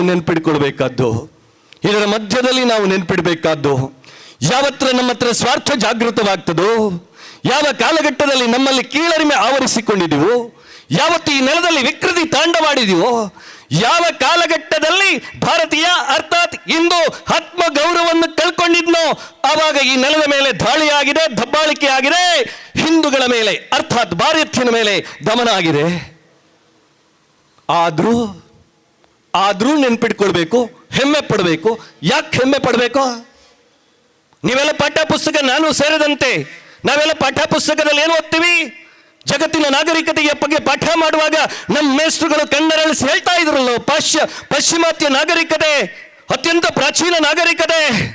ಬಂಧುಗಳೇ, 30ಕ್ಕೂ ಅಧಿಕ ಜನಾಂಗಗಳು ಈ ಜಗತ್ತನ್ನಾಳಿದೆ. 30ಕ್ಕೂ ಅಧಿಕ ಜನಾಂಗಗಳು ಸಾವಿರಾರು ವರ್ಷಗಳ ಹಿಂದೆ ಈ ಜಗತ್ತನ್ನಾಳಿದೆ. ಗ್ರೀಕ್ ಪ್ರಪಂಚದ ಅತ್ಯಂತ ಪ್ರಾಚೀನ ನಾಗರಿಕತೆ ಅಂತ ಹೇಳ್ತೀರಿ, ಆದ್ರೆ ನೆನ್ಪಿಟ್ಕೊಳ್ಳಿ, ಆ ಗ್ರೀಕ್ ಇರ್ಬೋದು, ಆ ಈಜಿಪ್ಟ್ ಇರ್ಬೋದು, ಆ ಪರ್ಷಿಯಾ ಇರ್ಬೋದು, ಒಂದೆರಡು ದಾಳಿಯಲ್ಲಿ ಸರ್ವನಾಶವಾದ್ರೆ ಸಾವಿರಾರು ವರ್ಷಗಳ ಈ ನೆಲದ ಮೇಲೆ ಸಾವಿರಾರು ದಾಳಿ ಆದ್ರೂ ಈ ನೆಲ ಇವತ್ತಿಗೂ ಜೀವಂತ ಇದೆ. ಈ ನೆಲದ ಸತ್ವ ಇವತ್ತಿಗೂ ಜೀವಂತ ಇದೆ. ಯಾಕೆ ಅಂತ ಕೇಳಿದ್ರೆ, ಕಾಲದಲ್ಲಿ ಈ ನೆಲಕ್ಕೆ ಅರ್ಪಿಸಿಕೊಂಡ ಬದುಕು. ಗುರು ಗೋವಿಂದ ಶಾಖೆಯ ಕಾರ್ಯಕರ್ತರು ಇಲ್ಲಿ ಇದ್ದಾರೋ ಗೊತ್ತಿಲ್ವಾ? ನೀವು ಯಾರನ್ನು ಅಧ್ಯಯನ ಮಾಡಬೇಡಿ, ಒಮ್ಮೆ ಗುರು ಗೋವಿಂದರ ಬಳಿಗೆ ಹೋಗಿ. ಸಿಖ್ಖರ 10ನೇ ಮತ್ತು ಕೊನೆಯ ಧರ್ಮಗುರು, ಹೆಚ್ಚು ಅಂದ್ರೆ 42 ವರ್ಷಗಳ ಕಾಲ ಬದುಕಿದ್ದು. ಅವರಪ್ಪ ತೇಜ್ ಬಹದ್ದೂರ್ ಸಿಂಗ್ ಅನ್ನು ಮೊಘಲರು ತಲೆ ಕಡಿದರು. ಅವರ ಕಣ್ಣ ಮುಂದೆ, ಗುರು ಗೋವಿಂದ ಸಿಂಗರ ಕಣ್ಣ ಮುಂದೆ ಅವರ 4 ಮಕ್ಕಳ ಬಲಿದಾನ ಆಯಿತು. ಅದರಲ್ಲೂ 2 ಮಕ್ಕಳ ಬಲಿದಾನದ ಚರಿತ್ರೆಯನ್ನು ಓದಬೇಕು. 8 ವರ್ಷ ತುಂಬಲಿಲ್ಲ. ಗುರು ಗೋವಿಂದ ಸಿಂಗರು ಮೊಘಲರ ವಿರುದ್ಧ 14 ಬಾರಿ ಹೋರಾಟವನ್ನು ಸಂಘಟನೆ ಮಾಡಿದ್ದಾರೆ. ಈ ಮಧ್ಯೆ ಅವರಿಬ್ಬರು ಮಕ್ಕಳು ಹತರಾಗಿದ್ದಾರೆ. ಕೊನೆಗೆ ಉಳಿದ 2 ಚಿಕ್ಕ ಮಕ್ಕಳು ಬದುಕುವುದಕ್ಕಾಗಿ ಕಾಡು ಮೇಡುಗಳಲ್ಲಿ ಅಲೆದಾಡಿ ಕೊನೆಗೆ ಮೊಘಲರ ಸೆರೆ ಸಿಕ್ಕಾಗ ಆ ಮಕ್ಕಳಿಗೆ ಒಂದು ಆಫರ್ ಕೊಡ್ತಾರೆ, ನೀವು ಬದುಕಬೇಕು, ಆದರೆ ಒಂದೇ ಕಂಡೀಷನ್, ನೀವು ಹಿಂದೂ ಧರ್ಮವನ್ನು ಬಿಟ್ಟು ಹೊರಗೆ ಬರಬೇಕು, ಅರ್ಥಾತ್ ಮತಾಂತರ ಆಗಬೇಕು. 8 ವರ್ಷದ ಮಕ್ಕಳು ಹೇಳ್ತಾರೆ, ಹಿಂದೂ ಧರ್ಮದ ಪುನರುತ್ಥಾನಕ್ಕಾಗಿ, ಸ್ವರಾಜ್ಯಕ್ಕಾಗಿ, ಸ್ವಧರ್ಮಕ್ಕಾಗಿ ನಮ್ಮಪ್ಪ ಬಡಿದಾಡ್ತಾ ಇದ್ದಾನೆ. ಅಪ್ಪನ ಬಲಿದಾನವಾದರೂ ಅಪ್ಪನ ಕೆಲಸವನ್ನು ನಾವು ಮುಂದುವರಿಸ್ತೇವೆ ಅಂತ ಆ ಮಕ್ಕಳು ಹೇಳಿದಾಗ ನಾಯಕನ ಕಡೆಯಿಂದ ಆಜ್ಞೆ ಬರ್ತದೆ. ಆ ಮಕ್ಕಳನ್ನು ಜೀವಂತ ಸಮಾಧಿ ಮಾಡಿ 2 ಗೋಡೆಗಳನ್ನು ನಿರ್ಮಿಸಿ ಇಟ್ಟಿಗೆಗಳನ್ನು ಹಾಕಿ ಆ ಮಕ್ಕಳನ್ನು ಸಮಾಧಿಗೆ ಹೋಗಿ ಸೊಂಟದವರೆಗೂ ಇಟ್ಟಿಗೆ ತುಂಬುತ್ತಾರೆ. ಹೊತ್ತಿಗೆ ಹೇಳ್ತಾರೆ, ಮಕ್ಕಳೇ ಬದುಕುವ ಆಶೆ ಇದೆಯಾ? ಮತ್ತೆ ಹೇಳ್ತಾ ಇದ್ವಿ, ನೀವು ಹಿಂದೂ ಧರ್ಮವನ್ನು ಬಿಟ್ಟು ಹೊರಬನ್ನಿ ಅಂತ ಹೇಳುವಾಗ ಆ ಮಕ್ಕಳು ತೇಜಸ್ವಿನಿಂದ ಅದನ್ನು ನಿರಾಕರಿಸ್ತಾರೆ. ಮುಂದೆ ಅವರ ಶಿರಚ್ಛೇದನ ಆಗ್ತದೆ. ಅಂಥ ಪರಂಪರೆ ನೆಲಕ್ಕಿದಿರಿ, ಅಂಥ ಪರಂಪರೆ ನೆಲಕ್ಕಿದೆ. ಆ ಕಾರಣಕ್ಕಾಗಿ ಈ ನೆಲದ ಭವ್ಯ ಪರಂಪರೆ ವರ್ತಮಾನದಲ್ಲೂ ಸಶಕ್ತವಾಗಿ ಎದ್ದು ನಿಂತಿದೆ. ನೀವು ಗುರು ಗೋವಿಂದ ಸಿಂಗರ ಬಳಿಗೆ ಹಾಕ್ರಿ, ಪಕ್ಕದ ಉಳ್ಳಾಲಕ್ಕೊಮ್ಮೋಗಿ ಅಬ್ಬಕ್ಕ ಎತ್ತು ತಾಯಂದಿರು ಹೆಣ್ಮಕ್ಳನ್ನು ನೋಡಿರಿ ಇಲ್ಲಿ ವೇಷ ಧರಿಸಿದ್ದು. ನಮ್ಮ ಪಕ್ಕದವಳು ಅಬ್ಬಕ್ಕ ಎತ್ತು ನಾವು ಜಾತಿಯ ಬಗ್ಗೆ ಮಾತನಾಡೋದಾದ್ರೆ ಅಬ್ಬಕ್ಕ ಜೈನವನಕ್ಕೆ ಸೇರಿದವಳು. ಆದರೆ ಅವಳ ಬದುಕು ಹೇಗಿತ್ತು? ಅವಳ ಬದುಕು ಹೇಗಿತ್ರಿ? 450-500 ವರ್ಷದ ಹಿಂದೆ ಪೋರ್ಚುಗೀಸರು ಕರಾವಳಿಯ ಮಂಗಳೂರಿಗೆ ಬಂದಾಗ ಇಲ್ಲಿ ವ್ಯಾಪಾರ ಮಾಡಬೇಕಾದ್ರೆ ನಮ್ಮ ಪರ್ಮಿಷನ್ ಬೇಕು. ಕರಾವಳಿಯಲ್ಲಿ ಬೆಳೆದಂತ ಕುಚ್ಚಲಕ್ಕಿ ಇರ್ಬೋದು, ಕರಾವಳಿಯಲ್ಲಿ ಬೆಳೆದಂತ ದಾಲ್ಚಿನ್ ಇರ್ಬೋದು, ಕರಿಮೆನ್ಸ್ ಇರ್ಬೋದು, ಇದನ್ನು ಹಡಗಲ್ಲಿ ಸಾಗಿಸಬೇಕಾದ್ರೆ ನಮ್ಮ ಪರ್ಮಿಷನ್ ಇಲ್ಲದೆ ಸಾಗಿಸಬೇಡಿ ಅಂತ ಓಲೆಗಳನ್ನು ಕೊಟ್ಟಾಗ ಎಲ್ಲ ರಾಜರು ತಲೆ ತಗ್ಗಿಸಿದಾಗ ಸ್ವತಃ ಅಬ್ಬಕ್ಕನ ಗಂಡ ಬಂಗರಸ, ಲಕ್ಷ್ಮಪ್ಪ ಬಂಗರಸ, ಅವಳ ಮಾವ, ಅರಮನೆಯವರೆಲ್ಲರೂ ಪೋರ್ಚುಗೀಸರಿಗೆ ಎದುರಿ ತಲೆ ಬಗ್ಗಿ ನಿಂತಾಗ ಆ ತಾಯಿ ನಿರಾಕರಿಸ್ತಾಳೆ. ನಿರಾಕರಿಸುವುದು ಮಾತ್ರ ಅಲ್ಲ, ಮನೆಯವರ ಮನವೊಲಿಸ್ತಾಳೆ. ಆದರೂ ಅವರು ಒಪ್ಪದಿದ್ದಾಗ ಅರಮನೆಯನ್ನೇ ಬಿಟ್ಟು ಉಳ್ಳಾಲಕ್ಕೆ ಹೋಗ್ತಾಳೆ. ಗಂಡ ತೊಂದರೆ ಕೊಟ್ಟ ಅಂತಲ್ಲ, ಮಾವನ ಮನೆಯವರು ಕಿರುಕುಳ ಕೊಟ್ಟದ್ದಂತಲ್ಲ. ಈ ನೆಲ ಸ್ವಾಭಿಮಾನದ ನೆಲ, ನಾವು ಬೆಳೆಯುವ ವಸ್ತು ಪರಕೀಯರು ಅವರಿಗೆ ಯಾಕೆ ಕಪ್ಪ ಕೊಡಬೇಕು, ಕಾಣಿಕೆ ಕೊಡಬೇಕು, ತೆರಿಗೆ ಕೊಡಬೇಕು? ಕೊಡಲ್ಲ. ಯಾವ ಪೋರ್ಚುಗೀಸರು 15ನೇ ಶತಮಾನದಲ್ಲಿ 16ನೇ ಶತಮಾನದಲ್ಲಿ ವಿಶ್ವವನ್ನು ನಡಗಿಸಿದ್ರು, ಆ ಪೋರ್ಚುಗೀಸರನ್ನು ಕರಾವಳಿಯಲ್ಲಿ ಸಮುದ್ರ ಮಧ್ಯದಲ್ಲಿ ಮೂರು ಬಾರಿ ಸೋಲಿಸಿದ ಹೆಣ್ಣು ಮಗಳು ಈ ದೇಶದ ಪ್ರಥಮ ಸ್ವಾತಂತ್ರ್ಯ ಹೋರಾಟಗಾರ್ತಿ ಅಬ್ಬಕ್ಕ ನಮ್ಗೆ ಪ್ರೇರಣೆ ಆಗ್ಬೇಕಲ್ವಾ? ಆ ಪ್ರೇರಣೆ ಅಡಿಯಲ್ಲೇ ಈ ಸಮಾಜ ಬೆಳೆದು ನಿಂತಿದೆ ಬಂಧುಗಳೇ. ಆ ಕಾರಣಕ್ಕಾಗಿ ನಾನು ಪ್ರಾರಂಭದಲ್ಲೇ ಹೇಳಿದೆ, ಯಾರ ವಿರೋಧಕ್ಕಾಗಿ ಅಲ್ಲ, ಯಾವ ವಿರುದ್ಧಕ್ಕಾಗಿ ಅಲ್ಲ, ನಮ್ಮ ಅಂತಸತ್ವವನ್ನು ಬೆಳೆದೆಬ್ಬಿಸುವುದು. ಅದಕ್ಕೋಸ್ಕರ ರಾಷ್ಟ್ರೀಯ ಸ್ವಯಂ ಸೇವಕ ಸಂಘಕ್ಕೆ 100 ವರ್ಷ ತುಂಬುವ ಹೊತ್ತಿಗೆ ನಮ್ಮ ಮಧ್ಯದಲ್ಲಿ ಚಿಂತನೆಗಳನ್ನು ಕೊಡ್ತಾ ಇದೆ. ನಾವೊಂದು ಸಾಮರಸ್ಯದ ಬದುಕಿಗೆ ಮತ್ತೆ ಮುನ್ನುಡಿ ಬರಿಬಹುದಾ? ಮತ್ತೆ ಹೇಳ್ತೀನಿ, ಯಾವ ಕಾಲಘಟ್ಟದಲ್ಲಿ ನಾವು ಜಾತಿಗಳಾಗಿ ವರ್ಗೀಕರಣಗೊಂಡಿದ್ದೀವೋ ಆವಾಗ ನಮ್ಮ ಮೇಲೆ ದಬ್ಬಾಳಿಕೆ ಆಗಿದೆ, ಆಕ್ರಮಣ ಆಗಿದೆ. ಹಾಗಾಗಿ ಹಿಂದೂ ಸಮಾಜದ ಪುನರುತ್ಥಾನ ಅರ್ಥಾತ್ ಭಾರತದ ಪುನರ್ನಿರ್ಮಾಣ ಸಾಮರಸ್ಯದಲ್ಲಿದೆ. ನಾನು ಕೇಳ್ತಾ ಹೇಳಿದೆ, ಇಲ್ಲೊಂದು ಸುಂಕದಗಟ್ಟೆ ಅನ್ನುವಂಥ ಕಾಲೋನಿ ಇದೆ. ನಮ್ಮ ಇವತ್ತಿನ ವರ್ತಮಾನದ ಪರಿಭಾಷೆಯಲ್ಲಿ ಮಾತನಾಡೋದಾದ್ರೆ, ಯಾರನ್ನು ನಿಮ್ನ ವರ್ಗ ಅಂತ ಕರಿತೀವ, ಯಾರನ್ನು ಸಾಮಾಜಿಕ ಬಹಿಷ್ಕೃತರು ಅಂತ ಒಂದು ಕಾಲದಲ್ಲಿ ಕಳೆದಿದ್ರು, ಆ ಬಂಧುಗಳು ಅಲ್ಲಿ ಜೀವನ ಮಾಡ್ತಾರೆ. ಪಕ್ಕಕ್ಕೆ ಹೋದ್ರೆ ದಡ್ಡಲ್ ಕಾಡಿದೆ, ನನ್ಗೆ ಗೊತ್ತು ಬಂಧುಗಳೇ. ಇವತ್ತು ಶೋಭಾಯಾತ್ರೆ ಬಂದಿದ್ದೀವಿ, ನಿನ್ನ ಜಾತಿ ಏನು ಅಂತ ಕೇಳಿಲ್ಲ. ನೀನು ಗೌಡನೋ, ಶೆಟ್ಟಿಯೋ, ಬಿಲ್ಲವನೋ, ಕುರುಬನೋ, ಲಿಂಗಾಯತನೋ, ಒಕ್ಕಲಿಗನೋ ಏನು ಕೇಳಿಲ್ಲ. ಒಂದೇ ಮನಸ್ಸಿನಿಂದ ಬಂದಿದ್ದೀವಲ್ಲ. ನಾಳೆ ದಿವಸ 10 ಜನ ಸೇರಿದಾಗ ನೀನು ಯಾರು ಅಂತ ಕೇಳಿದಾಗ ನಮ್ಮ ಮನಸ್ಸಿನಿಂದ ನಾನು ಹಿಂದೂ ಅನ್ನುವಂಥ ಉತ್ತರ ಬರಬಹುದಾ? ಆ ಸಾಮರಸ್ಯದ, ಆ ಮಾನಸಿಕತೆಯ ದಾರಿದ್ರ್ಯವನ್ನು ದೂರ ಮಾಡಿ ಏಕತ್ವದ ಚಿಂತನೆಯ ಜಾಗೃತಿಗಾಗಿ ಈ ಹಿಂದೂ ಸಂಗಮ. ಅದಕ್ಕೋಸ್ಕರ ಹೇಳ್ತಾ ಇದ್ದೀನಿ ಬಂಧುಗಳೇ. ಅಂಬೇಡ್ಕರ್ ಒಂದು ಕಡೆ ಹೇಳ್ತಾರೆ, ಕೆರೆಯ ನೀರನ್ನು ನಾಯಿ ಕುಡಿಯುತ್ತದೆ, ಕೆರೆಯ ನೀರನ್ನು ಪ್ರಾಣಿಗಳು ಕುಡಿತದೆ, ಕೆರೆಯ ನೀರನ್ನು ಒಬ್ಬ ವ್ಯಕ್ತಿಗೆ ಕುಡಿಯುವ ಅವಕಾಶ ಕೊಡದಿದ್ದ ಆ ಧರ್ಮವಲ್ಲ. ಒಂದ್ ಕಡೆ ಹೇಳ್ತಾರೆ, ಆ ನೋವಿನಿಂದಲೇ ನಾನು ಮನುಸ್ಮೃತಿಯನ್ನು ಸುಟ್ಟುಬಿಟ್ಟೆ. ಮುಂದುವರಿಸಿ ಹೇಳ್ತಾರೆ, ಮನುಸ್ಮೃತಿಯಲ್ಲಿರುವುದೆಲ್ಲ ಕೆಟ್ಟದಲ್ಲ, ಕೆಟ್ಟ ಅಂಶವನ್ನು ಮಾತ್ರ ಸುಟ್ಟುಬಿಟ್ಟೆ ನಾನು. 1000 ವರ್ಷದ ಹಿಂದೆ ಹೋಗಿ, ವೇದಗಳ ಕಾಲಕ್ಕೆ ಹೋಗಿ, ಉಪನಿಷತ್ತಿನ ಕಡೆ ಮನ ಮಾಡಿ, ಜಾತಿಗಳಿತ್ತ? ವರ್ಣಾಶ್ರಮ ಜಗತ್ತಿನ ಎಲ್ಲ ದೇಶಗಳ ಚರಿತ್ರೆಗಳಿಗೆ ಬನ್ನಿ, ಗುಣ ಸಂಸ್ಕಾರ ಇರುವ ವರ್ಣಾಶ್ರಮ ಇತ್ತು. ಯಾವಾಗ ನಮ್ಮ ಮೇಲೆ ಆಕ್ರಮಣ, ಯಾವಾಗ ನಮ್ಮ ಮನಸ್ಸಿನ ಮೇಲೆ ಆಕ್ರಮಣ ಆಯ್ತೋ, ವರ್ಣಗಳು ಜಾತಿ ಆಯ್ತು. ಎತ್ತು ಜಾತೀಯತೆಯಾಗಿ ತಾಂಡವಾಡ್ತಾ ಇದೆ. ಅದಕ್ಕೋಸ್ಕರ ಆ ಜಾತೀಯತೆಯನ್ನು ನಾಶ ಮಾಡಬಹುದಾ? ನಮ್ಗೆ ಎಂಥ ಪ್ರೇರಣೆಗಳು ಬೇಕ್ರಿ. ಇಲ್ಲಿ ರಾಮ, ಸೀತೆ, ಲಕ್ಷ್ಮಣ ಇದ್ದಾರೆ. ಕೂತ್ಕೊಂಡು ನೋಡ್ತಾ ಇದ್ದೆ. ರಾಮನ ಪಕ್ಕ ಲಕ್ಷ್ಮಣ ಇತ್ತ. ಲಕ್ಷ್ಮಣನ ಪಕ್ಕ ಸೀತೆ ಇದ್ದರು. ರಾಮನ ವೇಷಧಾರಿ ಮೆಲ್ಲ ಸೀತೆಯನ್ನು ಕರೆದು ಈ ಕಡೆ ಕೂತ್ಕೊಳ್ಳಿಸು ಅಂತ ಸಂಸ್ಕಾರ ನಾನು ಹೇಳಿದ್ದು, ಕುಟುಂಬ ಮೌಲ್ಯ. ಈಗ ನೋಡಿ, ಸೀತೆ, ರಾಮ, ಲಕ್ಷ್ಮಣ, ಹನುಮಂತ. ಆಗ ಬೇರೆ ಇತ್ತು, ಹನುಮಂತ ಈ ಕಡೆ ಇದ್ದ, ಲಕ್ಷ್ಮಣ ಆ ಕಡೆ ಇದ್ದ. ಈಗಲೂ ಹಾಗೆ ಇದ್ದಾರೆ. ರಾಮನನ್ನು ನಮ್ಮ ಆದರ್ಶ, ರಾಮನನ್ನು ನಮ್ಮ ಮೂರ್ತ ರೂಪದ ಸಾಂಸ್ಕೃತಿಕ ಚಿಂತನೆ ಅಂತ ಇರಿಸಿಕೊಂಡ ನಾವು ರಾಮನ ಬದುಕಿನ ಕಡೆಗೆ ಹೋಗಬಹುದಾ? ಎಂಥ ಸಾಮರಸ್ಯದ ಸಂಗಮ ಇದೆ ಅಲ್ಲಿ. ರಾಮನನ್ನು ಕಾಣಬೇಕು ಅಂತ ದಾರಿ ಕಾಯ್ತಾ ಇದ್ಲು ಶಬರಿ. ಇವತ್ತಿನ ಪಠ್ಯಕ್ಕೆ ಬಂದ್ರೆ, ಇವತ್ತಿನ ಕಾನೂನಿಗೆ ಬಂದ್ರೆ ಶಬರಿ ಯಾರು ಅಂತ ಕೇಳಿದರೆ ಬಿಲಾಂಗ್ಸ್ ಟು ಎಸ್ ಸಿ ಸಮುದಾಯಕ್ಕೆ ಸೇರಿದವಳು. ಅವಳ ಹತ್ರ ಕೊಡ್ಲಿಕ್ಕೇನೂ ಇಲ್ಲ, ಇದ್ದದ್ದು ಬೋರೆ ಹಣ್ಣು. ಹಸಿವಾಯ್ತು, ಕಚ್ಚಿ ಬಿಟ್ಲು. ರಾಮ ಬಂದ, ಕೊಡ್ಲಿಕ್ಕೇನಿಲ್ಲ, ಕಚ್ಚಿದ ಹಣ್ಣನ್ನೇ ತೆಗೆದು ರಾಮನಿಗೆ ಕೊಟ್ಲು. ರಾಮ ಪ್ರೀತಿಯಿಂದ ಸ್ವೀಕಾರ ಮಾಡಿದ. ಶಬರಿಯ ಜಾತಿ ಕೇಳಿದ್ನಾ? ಅದಕ್ಕೋಸ್ಕರ ಹೇಳ್ತಾ ಇದ್ದೀನಿ ಬಂಧುಗಳೇ, ಹಿಂದೂ ಸಂಗಮದ ನೆಪದಲ್ಲಿ ಈ ವಾರ್ಡಿನ ಜನಗಳೆಲ್ಲ ನಾವೆಲ್ಲ ಸೇರಿದ್ದೇವೆ ಅಲ್ಲ. ನಾಳೆಯ ದಿವಸ ವಾರ್ಡಿನ ಬಂಧುಗಳು ಬಂದಾಗ, ನೀನು ಯಾರು ಅಂತ ಕೇಳಿದಾಗ, ನಾನು ಹಿಂದೂ, ಹಿಂದುತ್ವವೇ ನನ್ನ ರಾಷ್ಟ್ರೀಯತೆ, ಹಿಂದೂ ಧರ್ಮವೇ ನನ್ನ ಚೈತನ್ಯದ ಆಧಿಕ್ಯ ಅನ್ನುವಂಥ ಭಾವತೀವ್ರತೆ ಹರಡಬೇಕು ಅನ್ನುವಂಥ ಕಾರಣಕ್ಕಾಗಿಯೇ ಈ ಕಾರ್ಯಕ್ರಮ. ಕುಟುಂಬ, ನಮ್ಮ ಕುಟುಂಬ ಜೀವನ. 3 ದಿನದ ಹಿಂದೆ ಟಿವಿಯ ಮುಂದೆ ಕೂತ್ಕೊಂಡಿದ್ದೀವಿ ನಾವು. 3 ದಿನದ ಹಿಂದೆ ತದೇಕವಾಗಿ ಪೇಪರ್ ಓದಿದ್ವಿ. 3 ಬಾಲಕಿಯರು 4 ಅಂತಸ್ತಿನ ಕಟ್ಟಡದಿಂದ ಕೆಳಗೆ ಜಿಗಿದು ಪ್ರಾಣ ಬಿಟ್ರು. ಉತ್ತರ ಪ್ರದೇಶದ ಒಂದು ಭಾಗದವರು. ಆ 3 ಹುಡುಗಿಯರು ಯಾಕೆ ಪ್ರಾಣ ಬಿಟ್ರು ಅಂತ ಟಿವಿ ಪೇಪರಲ್ಲಿ ಬರ್ತಾ ಇತ್ತು. ಮೊಬೈಲಲ್ಲಿ ಕೊರಿಯನ್ ಗೇಮಿಗೆ ಅಡಿಕ್ಟ್ ಆಗಿದ್ರು, ಕೊರಿಯನ್ ಸಂಸ್ಕೃತಿಯಾಗಿ ಬದುಕ್ತಾ ಇದ್ರು.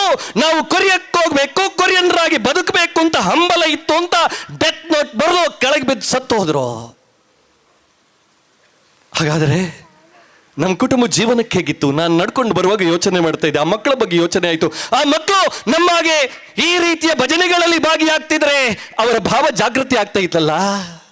ನಾನು ಅದನ್ನೇ ಹೇಳ್ತೀನಿ ಬಂಧುಗಳೇ. ಇವತ್ತು ನೀವು ಶೋಭಾಯಾತ್ರೆಗೆ ಬಂದಿದ್ದೀರಿ, ಹಿಂದೂ ಸಂಗಮಕ್ಕೆ ಬಂದಿದ್ದೀರಿ, ನಿಮ್ಮ ಮಕ್ಕಳನ್ನು ಕರ್ಕೊಂಡು ಬಂದಿರಾ? ಪಕ್ಕದಲ್ಲಿ ಶಾರದಾ ಪೂಜಾ ಸಮಿತಿ ಇದೆ, ವರ್ಷದಲ್ಲಿ ಶಾರದೋತ್ಸವ ಆಗ್ತಾ ಇದೆ. ನೀವು ಬರ್ತೀರಿ, ನಿಮ್ಮ ಮಕ್ಕಳನ್ನು ಕರ್ಕೊಂಡು ಬರ್ತೀರಾ? ಕಳೆದ ವರ್ಷ ಮಹಾಗಣಪತಿ ಮಂದಿರದಲ್ಲಿ ಜೀರ್ಣೋದ್ಧಾರ ಬ್ರಹ್ಮಕಲಶ ಆಯ್ತು, ನಾನು ಸೇರಿದ್ದೇನೆ, ನನ್ನ ಮನೆಯವರು ಬಂದಿದ್ದಾರಾ? ಈ ಭಾವ ತೀವ್ರತೆ ಆಗ್ಬೇಕಲ್ಲ. ನಾವು ಮನಸ್ಸುಗಳನ್ನು ಹಂಚಿಕೊಳ್ಬೇಕಲ್ಲ, ಭಾವನೆಗಳನ್ನು ಹಂಚಿಕೊಳ್ಬೇಕಲ್ಲ.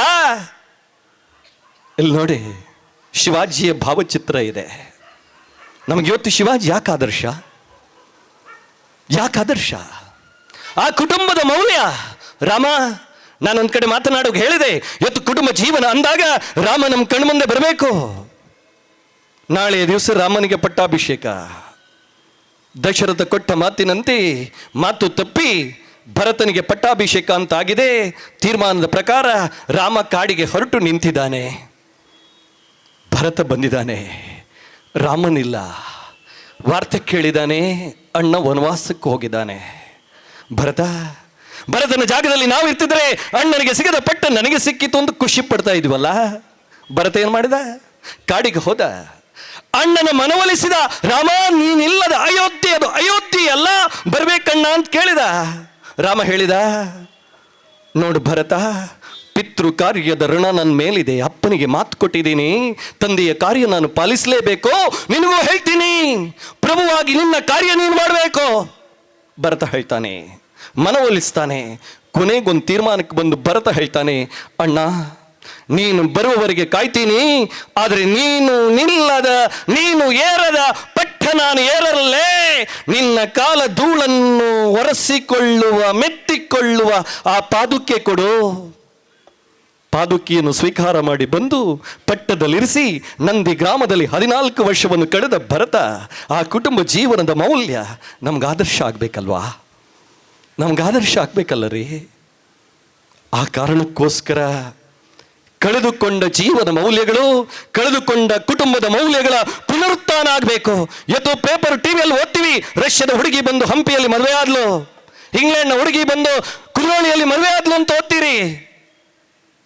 ನಾವು ಇವತ್ತು ಪಾಶ್ಚಿಮಾತ್ಯ ಜಗತ್ತು ಭಾರತದ ಕುಟುಂಬ ಜೀವನವನ್ನು ಅಧ್ಯಯನ ಮಾಡುತ್ತಾ, ಕುಟುಂಬವೇ ಸಂಘಟಿತ ಬದುಕಿಗೆ, ಸಂಕಲ್ಪಬದ್ಧ ಶಕ್ತಿಗೆ ಚೇತನ ಅನ್ನೋದನ್ನು ಅರ್ಥ ಮಾಡಿಕೊಂಡಿದೆ.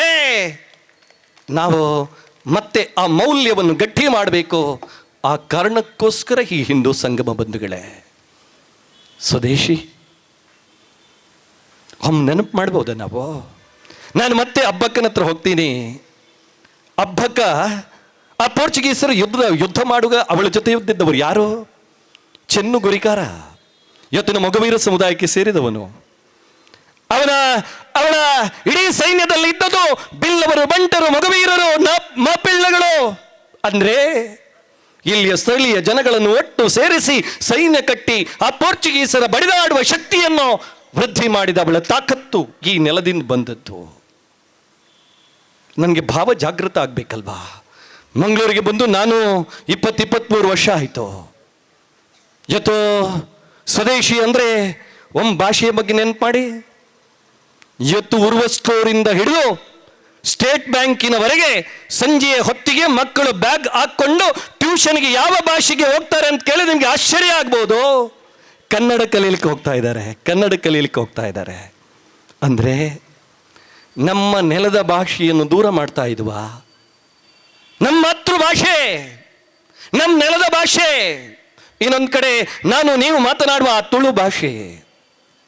ಬಂಧುಗಳೇ, ಪ್ರತಿ ಭಾಷೆ ಕೂಡ ಅದು ದೇವ ಭಾಷೆ, ಪ್ರತಿ ಭಾಷೆ ಕೂಡ ಅದು ಜೀವದ ಭಾಷೆ, ಬದುಕಿನ ಭಾಷೆ. ಆ ಭಾಷೆಯ ಉಜ್ಜೀವನ ಆಗಬೇಕಾದ್ರೆ ಅನ್ಯ ಭಾಷೆಯ ಮೋಹದಿಂದ ಹೊರಗೆ ಬರಬೇಕು ಅಂತ ನಾನು ಹೇಳ್ತಾ ಇಲ್ಲ. ಅದನ್ನು ಉಳಿಸಿಕೊಂಡು ನನ್ನ ಭಾಷೆಯ ಸಂವರ್ಧನೆ ಮಾಡುವ ಸಂಕಲ್ಪವನ್ನು ನಾನು ತೊಡಬಹುದಲ್ವಾ? ಆ ಕಾರಣಕ್ಕಾಗಿ ಸ್ವದೇಶಿ ಭಾವದ ಜಾಗೃತಿ ಜೊತೆಗೆ ನಾನೊಬ್ಬ ಬಂಧು, ನಾನು ಹಿಂದೂ ಅಂತ ಹೆಮ್ಮೆಯಿಂದ ಅಭಿಮಾನದಿಂದ ಹೇಳುವ ನನಗೆ ನಾನು ಬರೀ ಕರ್ತವ್ಯದ ಬಗ್ಗೆ ಯೋಚನೆ ಮಾಡಬೇಕಲ್ವಾ? ಮಂಗಳೂರು ಮಹಾನಗರ ಪಾಲಿಕೆಯವರು ಸೂಚನೆ ಕೊಟ್ಟರು 7-8 ವರ್ಷದ ಹಿಂದೆ. ನೋಡಿ, ಕಸ ಇಲೇವರಿ ಆಗಬೇಕು, ಕಸದಿಂದ ದುರ್ನಾತಗಳು ಬರ್ತಾ ಇದೆ, ಹಸಿ ಕಸ ಬೇರೆ ಒಣ ಕಸ ಬೇರೆ ಮಾಡಿ ಮನೆಯ ಮುಂದೆ ಇಡಿ ಅಂತ ಸೂಚನೆ ಕೊಟ್ಟರು. ವೆಹಿಕಲ್ ಅಲ್ಲಿ ಘೋಷಣೆ ಹಾಕಿದ್ರು. ಒಮ್ಮೆ ಸುತ್ತಮುತ್ತ ನಿಂತವರು ನಾನೊಮ್ಮೆ ನೆನಪು ಮಾಡ್ಕೊಳ್ಳಿ, ನನ್ನ ಮನೆಯಲ್ಲಿ ಈ ನಾಗರಿಕ ಶಿಷ್ಟಾಚಾರವನ್ನು ನಾನು ಪಾಲಿಸ್ತಾ ಇದ್ನಾ? ಇವತ್ತು ಶೋಭಾಯಾತ್ರೆ ಬಂದೆ, ಎಲ್ಲೂ ನೋಡಿದೆ ಒಂದೇ ಒಂದು ಬಾಟಲಿಗಳು, ಪ್ಲಾಸ್ಟಿಕ್ ಬಾಟಲಿಗಳು ನೆಲಕ್ಕೆ ಬಿದ್ದದ್ದು ಕಾಣಲಿಲ್ಲ. ಆದರೆ ಇವತ್ತೊಂದು ಬೆಳಗೊಂದು ಕಡೆ ಇದ್ದೆ. ಯಾರು ನಾವು ಸರ್ಕಾರಿ ನೌಕರರು ಅಂತ ಹೇಳ್ತೀವ, ಮಾರ್ಗ ಮಧ್ಯದಲ್ಲಿ ನಾವು ನಿಂತ್ಕೊಳ್ಳುವ ಹೊತ್ತಿಗೆ ಅವ್ರ ಕೈಯಲ್ಲಿ ಬಾಟ್ಲಿ ನೀರು ಕುಡಿದು ಅಲ್ಲೇ ಬಿತ್ತು. ತಪ್ಪು ಅಂತ ನಾನು ಹೇಳ್ತಾ ಇಲ್ಲ. ಮೊನ್ನೆ ಪೇಪರಲ್ಲಿ ಬಂತು, ನಾವು ತಾಯಿ ಅಂತ ಆರಾಧನೆ ಮಾಡುವ ಮುಕ್ಕೋಟಿ ದೇವತೆಗಳನ್ನು ಕಂಡಂತ ಗೋವೊಂದು ಸತ್ತು ಬಿದ್ದಿತ್ತು. ಪರೀಕ್ಷೆಯ ವರದಿ ಬಂದಾಗ ಆ ಗೋವಿನ ಹೊಟ್ಟೆಯಲ್ಲಿ 4 kgಗೂ ಅಧಿಕ ಪ್ಲಾಸ್ಟಿಕ್ ಇತ್ತು. ತಪ್ಪು ಯಾರ್ದ್ರಿ? ಗೋವಿದ್ದ? ನಮ್ದಲ್ವಾ? ಈ ಶಿಷ್ಟಾಚಾರ, ಈ ನಾಗರಿಕ ಕರ್ತವ್ಯ ಬೋಧ ನನಗೆ ಜಾಗೃತ ಆಗ್ಬೇಕಲ್ಲ. ಆ ಜಾಗೃತಿಗೋಸ್ಕರ ನಮ್ಮ ಮನಸ್ಸು, ನಮ್ಮ ಮನೆ ಜಾಗೃತ ಆಗ್ಬೇಕನ್ನೋಂಥ ಸಂಕಲ್ಪ. ಇದ್ರ ಜೊತೆಗೆ ಪರಿಸರ, ಪ್ರಕೃತಿ. ಕೊರೋನಾ ಬಂದಾಗ ಎಷ್ಟು ಜನರಿಗೆ ನೆನಪಾಯ್ತೋ ಇಲ್ವೋ ಗೊತ್ತಿಲ್ಲ. ನಿಮ್ಮ ಕುಟುಂಬದವರು, ನಿಮ್ಮ ಮನೆಯವರು, ಅವನು ಅಬ್ರಾಡಲ್ಲಿ ಇದ್ದಾನೆ, ಇವನು US ಅಲ್ಲಿ ಇದ್ದಾನೆ, ಇವನು UK ಅಲ್ಲಿ ಇದ್ದವನು ಅಂತ ಊರಿಗೆ ಓಡಿ ಬಂದ. ಬದುಕುದಾದ್ರು ಸಾಯುವುದಾದ್ರು ಇಲ್ಲೇ. ವರದಿಗಳು ಬಂತು, ಹಳ್ಳಿಗಳಲ್ಲಿ ಇದರ ತಾಂಡವ ಇಲ್ಲ, ಪೇಟೆಗಳಲ್ಲಿದೆ. ಯಾಕಿದೆ ಅಂತ ಕೇಳಿದ್ರೆ ಮನುಷ್ಯನ ಇಮ್ಯುನಿಟಿ, ರೋಗ ನಿರೋಧಕ ಶಕ್ತಿ ಕಮ್ಮಿ ಆಗ್ತಾ ಇದೆ, ಉಸಿರಾಟ ತಡೆ ಹಿಡಿತಾ ಇದೆ, ಆಕ್ಸಿಜನ್ ಕೊರತೆ. ಆಕ್ಸಿಜನ್ ಎಲ್ಲಿ ಸಿಗ್ತದೆ? ಎದುರು ಅಂಗಡಿಯಲ್ಲಿ ಸಿಗ್ತದಾ? ಬಿಗ್ ಬಜಾರಲ್ಲಿ ಸಿಗ್ತದಾ? ಪೋರಮ್ಮಲ್ಲಿ ಸಿಗ್ತದಾ? ಇಲ್ಲಲ್ಲ, ನಮ್ಮ ಪ್ರಕೃತಿಯಲ್ಲಿ. ಆ ಪ್ರಕೃತಿಯನ್ನು ಸಾವಿರಾರು ವರ್ಷಗಳಿಂದ ನಮ್ಮ ಹಿರಿಯರು ದೇವರು, ಭಗವಂತ, ಮಾತೆ ಅಂತ ಆರಾಧಿಸ್ಕೊಂಡು ಬಂದ್ರು. ನಾವು ನೆನಪು ಮಾಡಬಹುದಾ?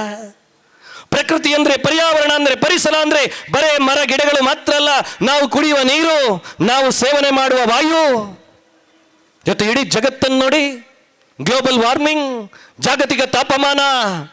ವಿಶ್ವದ ನಾಯಕರುಗಳೆಲ್ಲ ಒಂದು ಕಡೆ ಸೇರ್ತಾರೆ, ಭಾರತದ ನಾಯಕರ ಜೊತೆಗೆ ಸಮಾಲೋಚನೆ ಮಾಡಿ ಹೇಳ್ತಾರೆ, ಜಗತ್ತಿನ ತಾಪಮಾನ ಕಡಿಮೆ ಆಗಬೇಕಾದ್ರೆ ಅದರ ನೇತೃತ್ವವನ್ನು ಭಾರತವೇ ವಹಿಸಬೇಕು. ಯಾಕೆ ವಹಿಸಬೇಕು ಅಂತ ಕೇಳಿದರೆ, ಪ್ರಕೃತಿಯನ್ನು ಆರಾಧಿಸಿಕೊಂಡು ಬಂದ ನೆಲ ಅದು, ಉತ್ತರ ಕೊಡುವ ಶಕ್ತಿ ಆ ನೆಲಕ್ಕಿದೆ ಅಂತ. ಹಾಗಾಗಿ ಬಂಧುಗಳೇ, ಮುಂದಿನ ದಿನದಲ್ಲಿ ನಾನು ಬದುಕುವ ಪರ್ಯಾವರಣ, ನನಗೆ ಬದುಕು ಕೊಟ್ಟ ಪರಿಸರದ ಬಗ್ಗೆ ವಿಶೇಷವಾದಂಥ ಆಸ್ತಿಯನ್ನು ಇಳಿಸ್ಕೊಂಡು ನನ್ನ ಬದುಕನ್ನು ಇದಕ್ಕೆ ಅರ್ಪಿಸಬಹುದಾ, ಈ ನೆಲೆಯಲ್ಲಿ ನಾನು ಯೋಚನೆ ಮಾಡಬಹುದಾ ಅನ್ನೋದನ್ನು ನಿಮ್ಮ ಮುಂದೆ ಇಟ್ಕೊಳ್ತಾ, ಪ್ರಾರಂಭದಲ್ಲೂ ಮಾತು ಹೇಳಿದ್ದೀನಿ. ವಿವೇಕಾನಂದರು ಅದನ್ನು ಮತ್ತೆ ಮತ್ತೆ ನೆನಪಾಡ್ತಾ ಇದ್ದಾರೆ. ನಾನು ಹೆಮ್ಮೆ ಮತ್ತು ಅಭಿಮಾನದಿಂದ ಹೇಳ್ತೇನೆ, ವಿವೇಕಾನಂದರು ತುಂಬಿದ ಸಭೆಯಲ್ಲಿ ಹೇಳ್ತಾರೆ, ನಾನು ಅತ್ಯಂತ ಹೆಮ್ಮೆ ಮತ್ತು ಅಭಿಮಾನವುಳ್ಳ ವ್ಯಕ್ತಿ, ಆದರೆ ನನ್ನ ಕಾರಣಕ್ಕಾಗಿ ಅಲ್ಲ, ನನ್ನ ಪೂರ್ವಜರ ಕಾರಣಕ್ಕಾಗಿ. ನನ್ನ ನೆಲದ ಗತ ಪರಂಪರೆಯನ್ನು ಓದಿ ನನ್ನಲ್ಲಿ ಸ್ವಾಭಿಮಾನ ಜಾಗೃತವಾಯಿತು. ನನ್ನ ನೆಲದ ಗತ ಪರಂಪರೆ ಇತಿಹಾಸವನ್ನು ಓದಿ ನನ್ನ ನಂಬಿಕೆ ಮತ್ತಷ್ಟು ಶಕ್ತಿಶಾಲಿ ಆಯಿತು, ದೃಢವಾಯಿತು. ನಾನು ನನ್ನ ನೆಲದ ವರ್ತಮಾನದ ತಲ್ಲಣಗಳಿಗೆ ಉತ್ತರ ಕೊಡುವ ಮಧ್ಯದಲ್ಲಿ ನಾನು ಹೇಳಿದ್ದೇನಲ್ಲ, ಗುರು ಗೋವಿಂದ ಶಾಖೆ, ನನ್ನ ಶಾಖೆಯ ಹೆಸರು ಆ ಗುರು ಗೋವಿಂದ ಸಿಂಗರ ಪರಂಪರೆ. ಹಿಂದವಿ ಸಾಮ್ರಾಜ್ಯವನ್ನು ಕಟ್ಟಿ ಹಿಂದೂ ಧರ್ಮದ ಪುನರುತ್ಥಾನಕ್ಕಾಗಿ ಹಿಂದೂ ರಾಷ್ಟ್ರದ ಪುನರುತ್ಥಾನವನ್ನು ಮಾಡಿದ ಹಿಂದವಿ ಸಾಮ್ರಾಜ್ಯದ ಛತ್ರಪತಿ ಶಿವಾಜಿ. ನೆನಪು ಮಾಡ್ಬೋದ ನಾನು ಹುಟ್ಟುವಂತ ಹೊತ್ತಿಗೆ ಅವನ ಅಪ್ಪ ಅವನ ಜೊತೆಯಲ್ಲಿರಲಿಲ್ಲ. ಅವನು ಹುಟ್ಟಿದ್ದು ಶಿವನೇರು ದುರ್ಗದಲ್ಲಿ, ತುಂಬು ಗರ್ಭಿಣಿ ಜೀಜಾ ಶಿವನೇರು ದುರ್ಗದಲ್ಲಿ, ಶಹಾಜಿ ಬಿಜಾಪುರದ ಸುಲ್ತಾನರ ಬಳಿ. ವಯಸ್ಸು ತುಂಬ್ತಾ ಇದೆ, ಅಮ್ಮ ಹೇಳ್ತಾ ಇದ್ದಾಳೆ, ಅಪ್ಪ ಎಲ್ಲಿ? ಬದುಕಿಗಾಗಿ ಅನ್ಯರ ಮನೆಯಲ್ಲಿ. ಅಮ್ಮ ಹೇಳ್ತಾ ಇದ್ದಾಳೆ, ನಮ್ಮ ಧರ್ಮ ಇದು, ನಮ್ಮ ಸಂಸ್ಕಾರ ಇದು, ನಮ್ಮ ಸಂಸ್ಕೃತಿ ಇದು. ಶಿವಬ ಕೇಳ್ತಾನಂತೆ, ಅಮ್ಮ, ತಾಯಿಯನ್ನು ದೇವರು ಅಂತ ಹೇಳುವ ನಮ್ಮ ನಾಡು ನಮ್ಮ ಸಂಸ್ಕೃತಿ ಅಂತ ಹೇಳ್ತಿ, ಕಣ್ಮುಂದೆ ಹೆಣ್ಮಕ್ಕಳ ಮೇಲೆ ದೌರ್ಜನ್ಯ, ಆಕ್ರಮಣ, ಅತ್ಯಾಚಾರ ಆಗ್ತಾ ಇದ್ದಿದ್ದು ಯಾಕೆ? ಗೋವನ್ನು ತಾಯಿ ಅಂತ ಹೇಳ್ತಿ, ಗೋವಲ್ಲಿ ದೇವತೆ ಅಂತ ಕಾಣಬೇಕು, ಗೋವಿನ ವಧಿಯಾಗ್ತಾ ಇದೆ ಯಾಕಮ್ಮ ಅಂತ ಕೇಳುವಾಗ ಜೀಜಾ ಹೇಳಿದ್ಲಂತೆ, ಮಗು, ಆಡಳಿತ ನಮ್ಮ ಕೈಯಲ್ಲಿಲ್ಲ, ಅನ್ಯರ ಕೈಯಲ್ಲಿದೆ ಮಗು.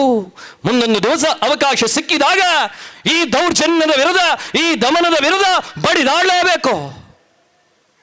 ಜೀಜನಿಗೆ ದೂರು ಬರ್ತಾ ಇತ್ತಂತೆ, ನಿನ್ ಮಗ ಸುಬೇದಾರರ ಮಕ್ಕಳ ಜೊತೆ ಇಲ್ಲ, ನಿನ್ ಮಗ ಸುಲ್ತಾನರ ಮಕ್ಕಳ ಜೊತೆಗೆ ಸೇರ್ತಾ ಇಲ್ಲ, ನಿನ್ನ ಮಗನ ಗೆಳೆಯರು ಯಾರು ಗೊತ್ತಾ?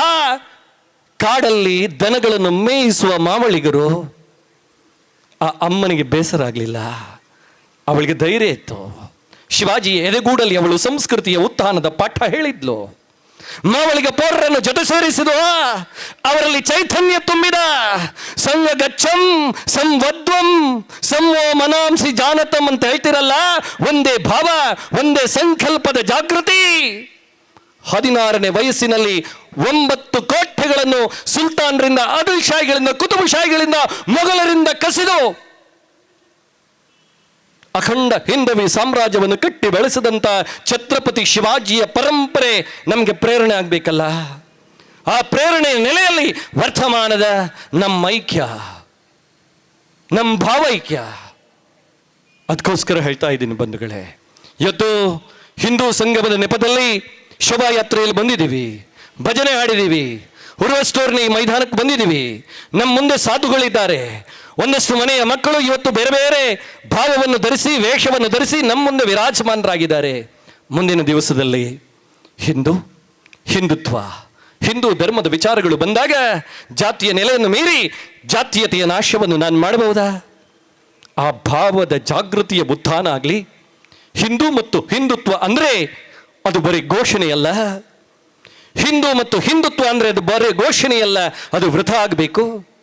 ಹಿಂದೂ ಮತ್ತು ಹಿಂದುತ್ವ ಅಂದರೆ ಅದು ಬರೇ ಪ್ರದರ್ಶನ ಅಲ್ಲ, ಅದು ಆಚರಣೆ ಆಗಬೇಕು. ಆ ಆಚರಣೆಯ ಜಾಗೃತಿಗೆ ಮತ್ತೆ ಹೇಳ್ತಾ ಇದ್ದೀನಿ, ಎಂಥ ಶ್ರೇಷ್ಠ ಸಂಸ್ಕೃತಿ. ನನ್ನ ಬಗ್ಗೆ ಮಾತಾಡಲಿಲ್ಲ, ನನ್ನ ಕುಟುಂಬದ ಬಗ್ಗೆ ಮಾತಾಡಲಿಲ್ಲ. ನಿನ್ನ ಕುಟುಂಬ ಒಳ್ಳೆಯದಾಗಲಿ ಅಂತ ಹೇಳ್ಕೊಳ್ತಲೇ ಶಾರದಾ ಪೂಜಾ ಸಮಿತಿಯ ಅರ್ಚಕರು, ಮಹಾಗಣಪತಿಯಲ್ಲಿ ಪೂಜೆ ಮಾಡುವ ಅರ್ಚಕರು ಹೇಳ್ತಾರೆ, ನಿನ್ನ ಕುಟುಂಬದ ಒಳಿತಾಗ್ಲಿ, ಇಡೀ ವಸುದೆಯ ಒಳಿತಾಗ್ಲಿ, ಸರ್ವಜನ ಸುಖಿನೋ ಭವಂತು.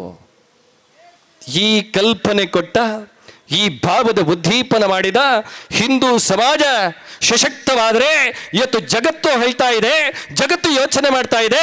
ವರ್ತಮಾನದ ಘರ್ಷಣೆಗಳಿಗೆ, ವರ್ತಮಾನದ ದಳ್ಳುರಿಗಳಿಗೆ, ವರ್ತಮಾನದ ಪ್ರಕ್ಷುಬ್ಧ ವಾತಾವರಣಗಳಿಗೆ ಇವತ್ತು ಜಗತ್ತಲ್ಲಿ ಉತ್ತರ ಕೊಡಬಲ್ಲ ಒಂದು ದೇಶ, ಅದು ಹಿಂದೂ ದೇಶ, ಅದು ನಮ್ಮ ಭಾರತ ಅನ್ನೋದನ್ನು ಜಗತ್ತು ನೋಡುವ ಹೊತ್ತಿಗೆ ನನ್ನಲ್ಲೂ ಆ ಭಾವ ತೀವ್ರತೆ ಬಡಿದೇಳಲಿ ಅಂತ ಹೇಳ್ಕೊಳ್ತಾ ಮಾತಾಡಿದ್ದೀನಿ. ಆಗ ನಾನು ಭಾರತ್ ಮಾತಾ ಕಿ ಜೈ ಅಂತ ಕೂಗಿದ್ದೀನಿ. ಈಗ ನೀವೇ ಕೂಗ್ಕೊಂಡ್ರೆ ಸಂತೋಷ ಪಡುವುದು ಏನು ಹೇಳ್ಬೋದು? ಜೈ.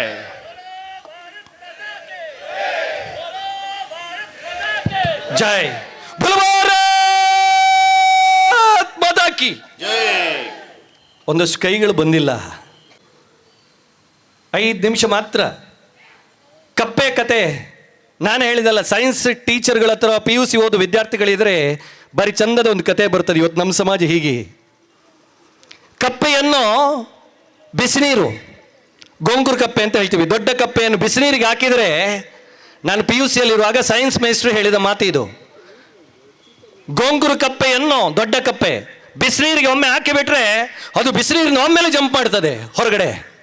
ಅದೇ ಕಪ್ಪೆಯನ್ನು ಒಂದು ಬಾಣಲೆಯಲ್ಲಿ ತಣ್ಣೀರಲ್ಲಿ ಇಟ್ಬಿಡಿ, ಸುತ್ತ ಬರ್ತಾ ಇರ್ತದೆ. ಆ ಬಾಣಲೆ ಕೆಳಗೆ ಒಲೆ ಉರಿಸಿ ಬೆಂಕಿ ಹಾಕಿ ಕಪ್ಪೆ ಅಲ್ಲೇ ಇರ್ತದೆ. ನೀರು ಸ್ವಲ್ಪ ಬಿಸಿ ಆಗಲಿ ಕಪ್ಪೆ ಅಲ್ಲೇ ಇರ್ತದೆ. ಸೈನ್ಸ್ ಬಯಾಲಜಿ ಟೀಚರ್ ಹೇಳ್ತಾರೆ, ಕಪ್ಪೆಯ ಚರ್ಮಕ್ಕೆ ಹೊಂದಿಕೊಳ್ಳುವ ಗುಣ ಇದೆ, ಅಡ್ಜಸ್ಟ್ಮೆಂಟ್. ನಮ್ಮ ಚರ್ಮವಂತದೆ. ಕಪ್ಪೆ ಬಿಸಿನೀರು ಸ್ವಲ್ಪ ಬಿಸಿ ಆದಾಗಲೂ ಇರ್ತದೆ, ಇನ್ನೂ ಸ್ವಲ್ಪ ಬಿಸಿ ಆಗಲಿ ಆಗ್ಲೂ ಇರ್ತದೆ. ಗುಳ್ಳೆ ಬರಲಿಕ್ಕೆ ಶುರುವಾಗ್ತದಲ್ಲ, ಆಗ್ಲೂ ಇರ್ತದೆ. ಆದರೆ ಆಗ ಜೀವ ಇರುವುದಿಲ್ಲ. ನಾನು ಬರುವಾಗ ಸಂತೋಷನ ಹೇಳ್ತಾ ಇದ್ರು, ಸಮಸ್ಯೆ ಹೊರಗಡೆ ಇಲ್ಲ, ನಮ್ಮ ಹತ್ರವೇ ಇದೆ ಅಂತ. ನಾನು ಸಮಸ್ಯೆ ಬಗ್ಗೆ ಮಾತಾಡ್ತಾ ಇಲ್ಲ, ನಾ ಮಾತಾಡಲೂಬಾರ್ದು. ಪ್ರತಿ ಕಾಲಘಟ್ಟದಲ್ಲಿ ಉತ್ತರ ಕೊಟ್ಟ ಸಮಾಜ ನಮ್ಮದು, ಅಂದ ಚೈತನ್ಯ ಇರುವ ಸಮಾಜ ನಮ್ಮದು. ಆ ಚೈತನ್ಯಕ್ಕೆ ಪ್ರೇರಣೆ ಕೊಟ್ಟ ಒಂದೇ ಮಾತರಂ ಗೀತೆಗೆ 150 ವರ್ಷ. ಅಮ್ಮ ನಿನಗೆ ನಮಸ್ತೆ, ಒಂದೇ ಮಾತರಂ. ಜೋರು ಹೇಳ್ಬೋದಾ? 2 ಕೈ ಎತ್ತಿ. ಭಾರತ್ ಮಾತಾ ಕೀ, ಬೋಲ್ ಭಾರತ್ ಮಾತಾ ಕೀ, ಜೈ ಶ್ರೀರಾಮ್, ಜೈ ಜೈ ಶ್ರೀರಾಮ್, ಛತ್ರಪತಿ ಶಿವಾಜಿ ಮಹಾರಾಜ್ ಕೀ, ಶಿಯಾಪತಿ ಅಯೋಧ್ಯ ಶ್ರೀರಾಮಚಂದ್ರ ಕೀ. ಧನ್ಯವಾದ. ನಮ್ಮ ಜೊತೆ ಶ್ರೀ ಕ್ಷೇತ್ರ ಮಾಣಿಲದ ಪರಮ ಪೂಜ್ಯ ಶ್ರೀ ಮೋಹನದಾಸ ಪರಮಹಂಸ ಸ್ವಾಮೀಜಿಯವರು ಉಪಸ್ಥಿತರಿದ್ದಾರೆ. ಅವರ ಆಶೀರ್ವಚನದ ನುಡಿಮುತ್ತುಗಳಿಗೆ ನಾವೆಲ್ಲ ಕಿವಿಯಾಗೋಣ. ಪರಮ ಪೂಜ್ಯ ಶ್ರೀಗಳಿಂದ ಆಶೀರ್ವಚನ. ಶರಣ್ಯೆ ತ್ರಯಂಬಕೆ ಗೌರಿ ನಾರಾಯಣಿ ನಮಸ್ತುತೆ. ಶರಣಾಗತ ದೀನಾರ್ಥ ಪರಿತ್ರಾಣ ಪಾರಾಯಣೆ ಭಕ್ತಾಭಿಷ್ಟಪ್ರದೇ ದೇವಿ ಶಕ್ತಿರೂಪಿ ಸನಾತನಿ ಗುಣಾಶ್ರಯ ಗುಣಮೇ ನಾರಾಯಣಿ ನಮಸ್ತುತೆ. ನಿತ್ಯಾನಂದಂ ಬ್ರಹ್ಮಾನಂದಂ ಬ್ರಹ್ಮಸ್ವರೂಪಂ ನೀಲವರ್ಣಂ ತ್ರಿಲೋಕಜ್ಞಾನಿ ಶ್ರೀ ಗುರುದೇವಂ ಓಂ ನಮೋ ನಿತ್ಯಾನಂದ. ಸತ್ಯಮೋದ ಧರ್ಮಂ ಚರ. ಇತಿಹಾಸದ ಪುಟದ ಅವಲೋಕನ ಭಾಳಷ್ಟು ದಿಕ್ಸೂಚಿ ಭಾಷಣದವರು ಮಾಡಿದ್ದಾರೆ. ನಮ್ಮ ಇತಿಹಾಸವನ್ನು ಅವಲೋಕನ ಮಾಡತಕ್ಕಂಥ ಸ್ಥಿತಿಯಲ್ಲಿ ಈಗಿನ ವರ್ತಮಾನ ಕಾಲದಲ್ಲಿ ಏನೆಲ್ಲ ಹಿಂದೂ ಸಮಾಜಕ್ಕೆ ಹಿಂದೂಗಳ ಹೊರಗೆ ಒಳಗೆ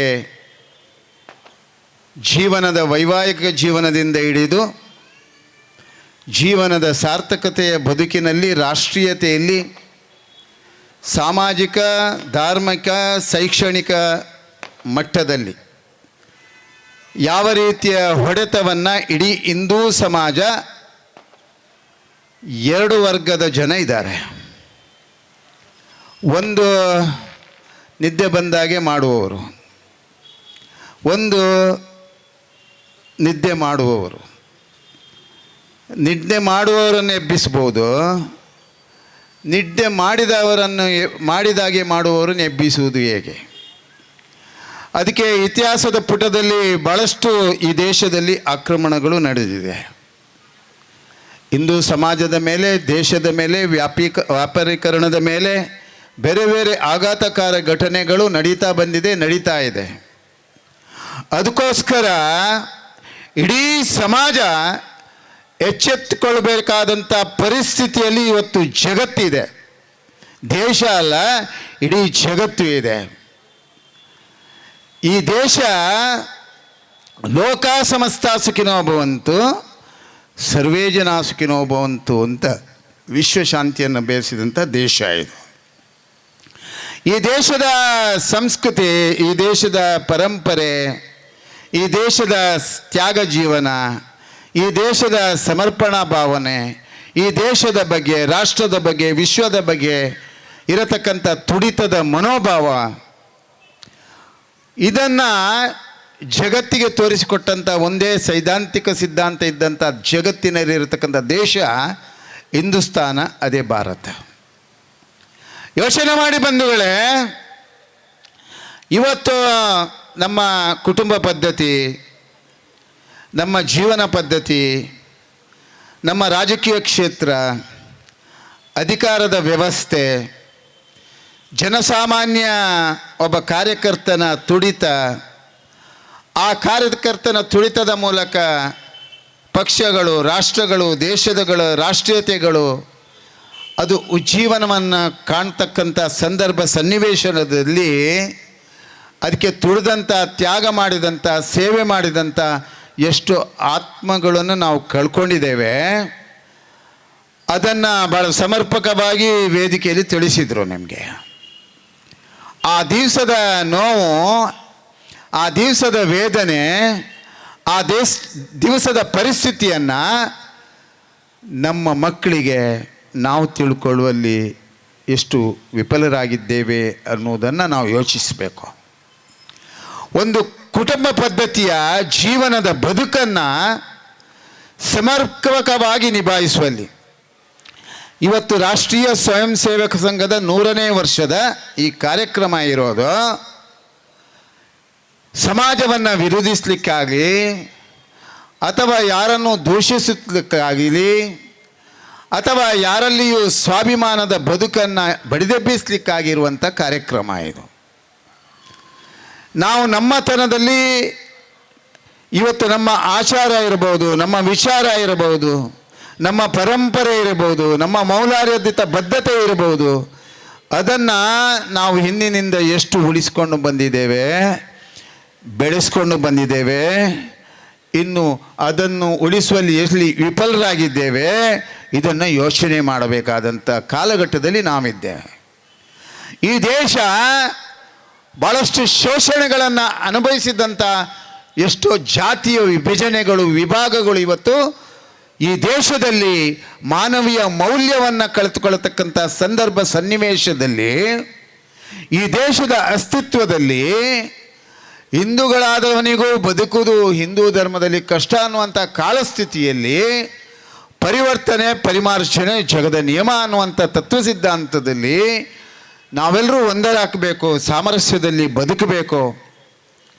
ದೇವಸ್ಥಾನ, ಮಠ ಮಂದಿರ, ಶ್ರದ್ಧಾ ಕೇಂದ್ರಗಳು ಬರೀ ವ್ಯಾಪಾರೀಕರಣಕ್ಕಲ್ಲ, ದೇವರ ಭಕ್ತಿಯ ಪರವಶತೆಯಲ್ಲಿ ಒಬ್ಬ ಜನಸಾಮಾನ್ಯನು ಭಗವಂತನ ಸೇವೆ ಮಾಡುವವನಿಗೂ ಕೂಡ ಆ ಮನಶುದ್ಧಿ, ಭಾವಶುದ್ಧಿ, ಕರ್ಮಶುದ್ಧಿಯಲ್ಲಿ ಭಕ್ತಿಯ ಶಕ್ತಿ ಇದೆ ಅನ್ನುವಂಥ ಪ್ರಭಾವವನ್ನು ಒತ್ತಿ ಒತ್ತಿ ಸಮಾಜದಲ್ಲಿ ಹೇಳುವಂಥ ಸದಾವಕಾಶವನ್ನು ಪ್ರತಿ ಧಾರ್ಮಿಕ ಶ್ರದ್ಧಾ ಕೇಂದ್ರಗಳಲ್ಲಿ ಇವತ್ತು ಆಗಬೇಕಾಗಿದೆ. ಆ ಪ್ರಯತ್ನಕ್ಕೋಸ್ಕರ, ಆ ಬದುಕಿನ ಕಟ್ಟುವಿಕೆಗೋಸ್ಕರ ಹಿಂದೂ ಸಂಗಮ ಕಾರ್ಯಕ್ರಮ. ಈ ರಾಷ್ಟ್ರೀಯತೆಯಲ್ಲಿ ಹಿಂದೂಗಳು ಎಲ್ಲರೂ ಅರ್ಥ ಮಾಡ್ಕೊಳ್ಬೇಕು. ದೇವರು ಅನ್ನುವಂಥ ಪದ ಭಾಳ ಅರ್ಥವತ್ತಾದ ಪದ. ಅದು ದೇವರನ್ನು ಬರೇ ಮೂರ್ತಿಯಲ್ಲಿ, ದೇವಸ್ಥಾನದಲ್ಲಿ, ದೇಗುಲದಲ್ಲಿ ನೋಡುವ ಮೊದಲು ಸಮಾಜದಲ್ಲಿ ಎಷ್ಟೋ ತ್ಯಾಗ ಮೂರ್ತಿಗಳು ಕಳ್ಕೊಂಡಂಥ ದೇಶ ಇದು. ಎಷ್ಟೋ ಕ್ರಾಂತಿಕಾರಿಗಳು ಪ್ರಾಣವನ್ನು ತೆತ್ತು ಈ ದೇಶವನ್ನು ಕಟ್ಟಿದಂಥ ಮೌಲ್ಯ ಇದು.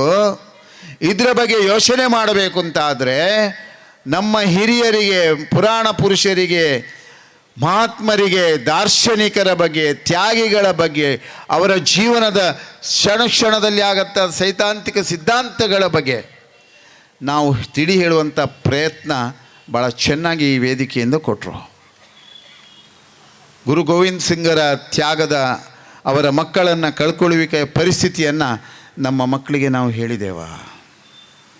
ಆ ತ್ಯಾಗಮೂರ್ತಿಯ ಕ್ಷಣದ ಹೆಜ್ಜೆ ಹೆಜ್ಜೆಯಲ್ಲಿ ನಡೆದಂಥ ಘಟನೆಯನ್ನು ನಾವು ಯಾವಾಗಲೂ ತಿಳಿಸಿದೇವ. ನಮ್ಮ ತಾತ ಮುತ್ತಜ್ಜ ಹಿರಿಯರು ಮಾಡಿದಂಥ ಕುಟುಂಬಕ್ಕೋಸ್ಕರ, ಗ್ರಾಮಕ್ಕೋಸ್ಕರ, ಗ್ರಾಮದ ಶಾಲೆಗೋಸ್ಕರ, ಗ್ರಾಮದ ಆಶ್ರಮಕ್ಕೋಸ್ಕರ ಮಾಡಿದಂಥ ತ್ಯಾಗವನ್ನು ನಾವು ಹೇಳ್ಕೊಂಡು ಬಂದಿದ್ದೇವ. ದೇವಸ್ಥಾನಗಳು, ಮಠ ಮಂದಿರಗಳು, ಯಾತ್ರಾ ಸ್ಥಳಗಳಿಗೆ ನಾವು ಅತಿಯಾಗಿ ಹೋಗ್ತಾ ಇರ್ತೇವೆ.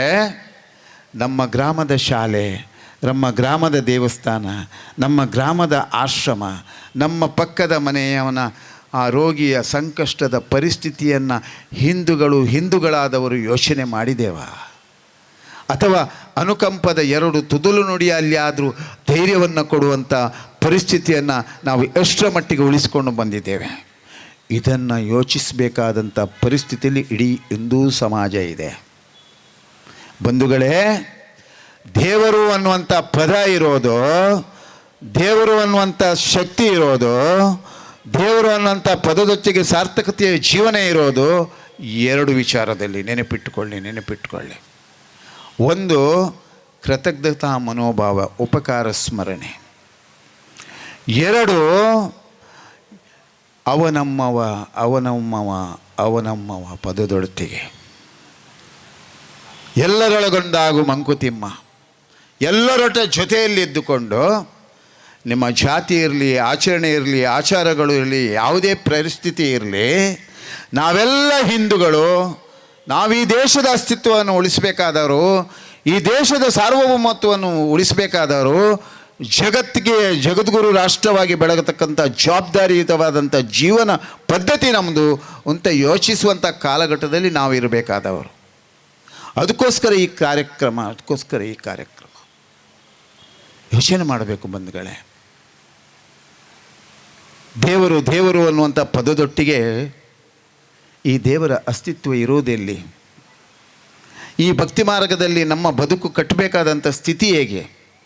ಇದನ್ನು ನಾವು ಯೋಚನೆ ಮಾಡಬೇಕು. ದೇವಸ್ಥಾನಗಳು, ಮಠ ಮಂದಿರಗಳು, ಶ್ರದ್ಧಾ ಕೇಂದ್ರಗಳು ಬರೇ ದೇವರ ಪೂಜೆಗೆ ಸೀಮಿತ ಅಲ್ಲ, ಯಾಗಯಜ್ಞಕ್ಕೆ ಸೀಮಿತ ಅಲ್ಲ, ಪೂಜೆ ಪುರಸ್ಕಾರಕ್ಕೆ ಸೀಮಿತ ಅಲ್ಲ. ಹಿಂದೂ ಧರ್ಮದಲ್ಲಿ ಇರತಕ್ಕಂಥ ಬಡ, ಬಗ್ಗರ, ಅನಕ್ಷರಸ್ಥರ, ರೋಗಿಗಳ ಸೇವೆಗೆ ಇರಬೇಕಾದಂಥ ವ್ಯವಸ್ಥೆ, ದೇವಸ್ಥಾನದ ಮಠ ಮಂದಿರದ ಸಂಪತ್ತನ್ನು ಸದ್ವಿನಿಯೋಗ ಮಾಡತಕ್ಕಂಥ ಸತ್ಪ್ರೇರೇಪಣೆ ಇಡೀ ಹಿಂದೂ ಸಮಾಜದಲ್ಲಿ ಬೇಕು, ಇಡೀ ಹಿಂದೂ ಸಮಾಜಕ್ಕೆ ಬೇಕು. ಯೋಚಿಸಬೇಕು ಬಂಧುಗಳೇ, ನಾವು ಯೋಚಿಸಬೇಕು. ನಾವು ಯೋಚನೆ ಮಾಡಿದ್ದೇವಾ? ದೇವಸ್ಥಾನ, ಮಠ, ಯಾತ್ರೆ ಮಾಡ್ತಾ ಇರ್ತೇವೆ. ದೊಡ್ಡ ಪುಣ್ಯಕ್ಷೇತ್ರಗಳಿಗೆ ದುಡ್ಡು ವ್ಯವಸ್ಥೆ ಇರ್ತೇವೆ.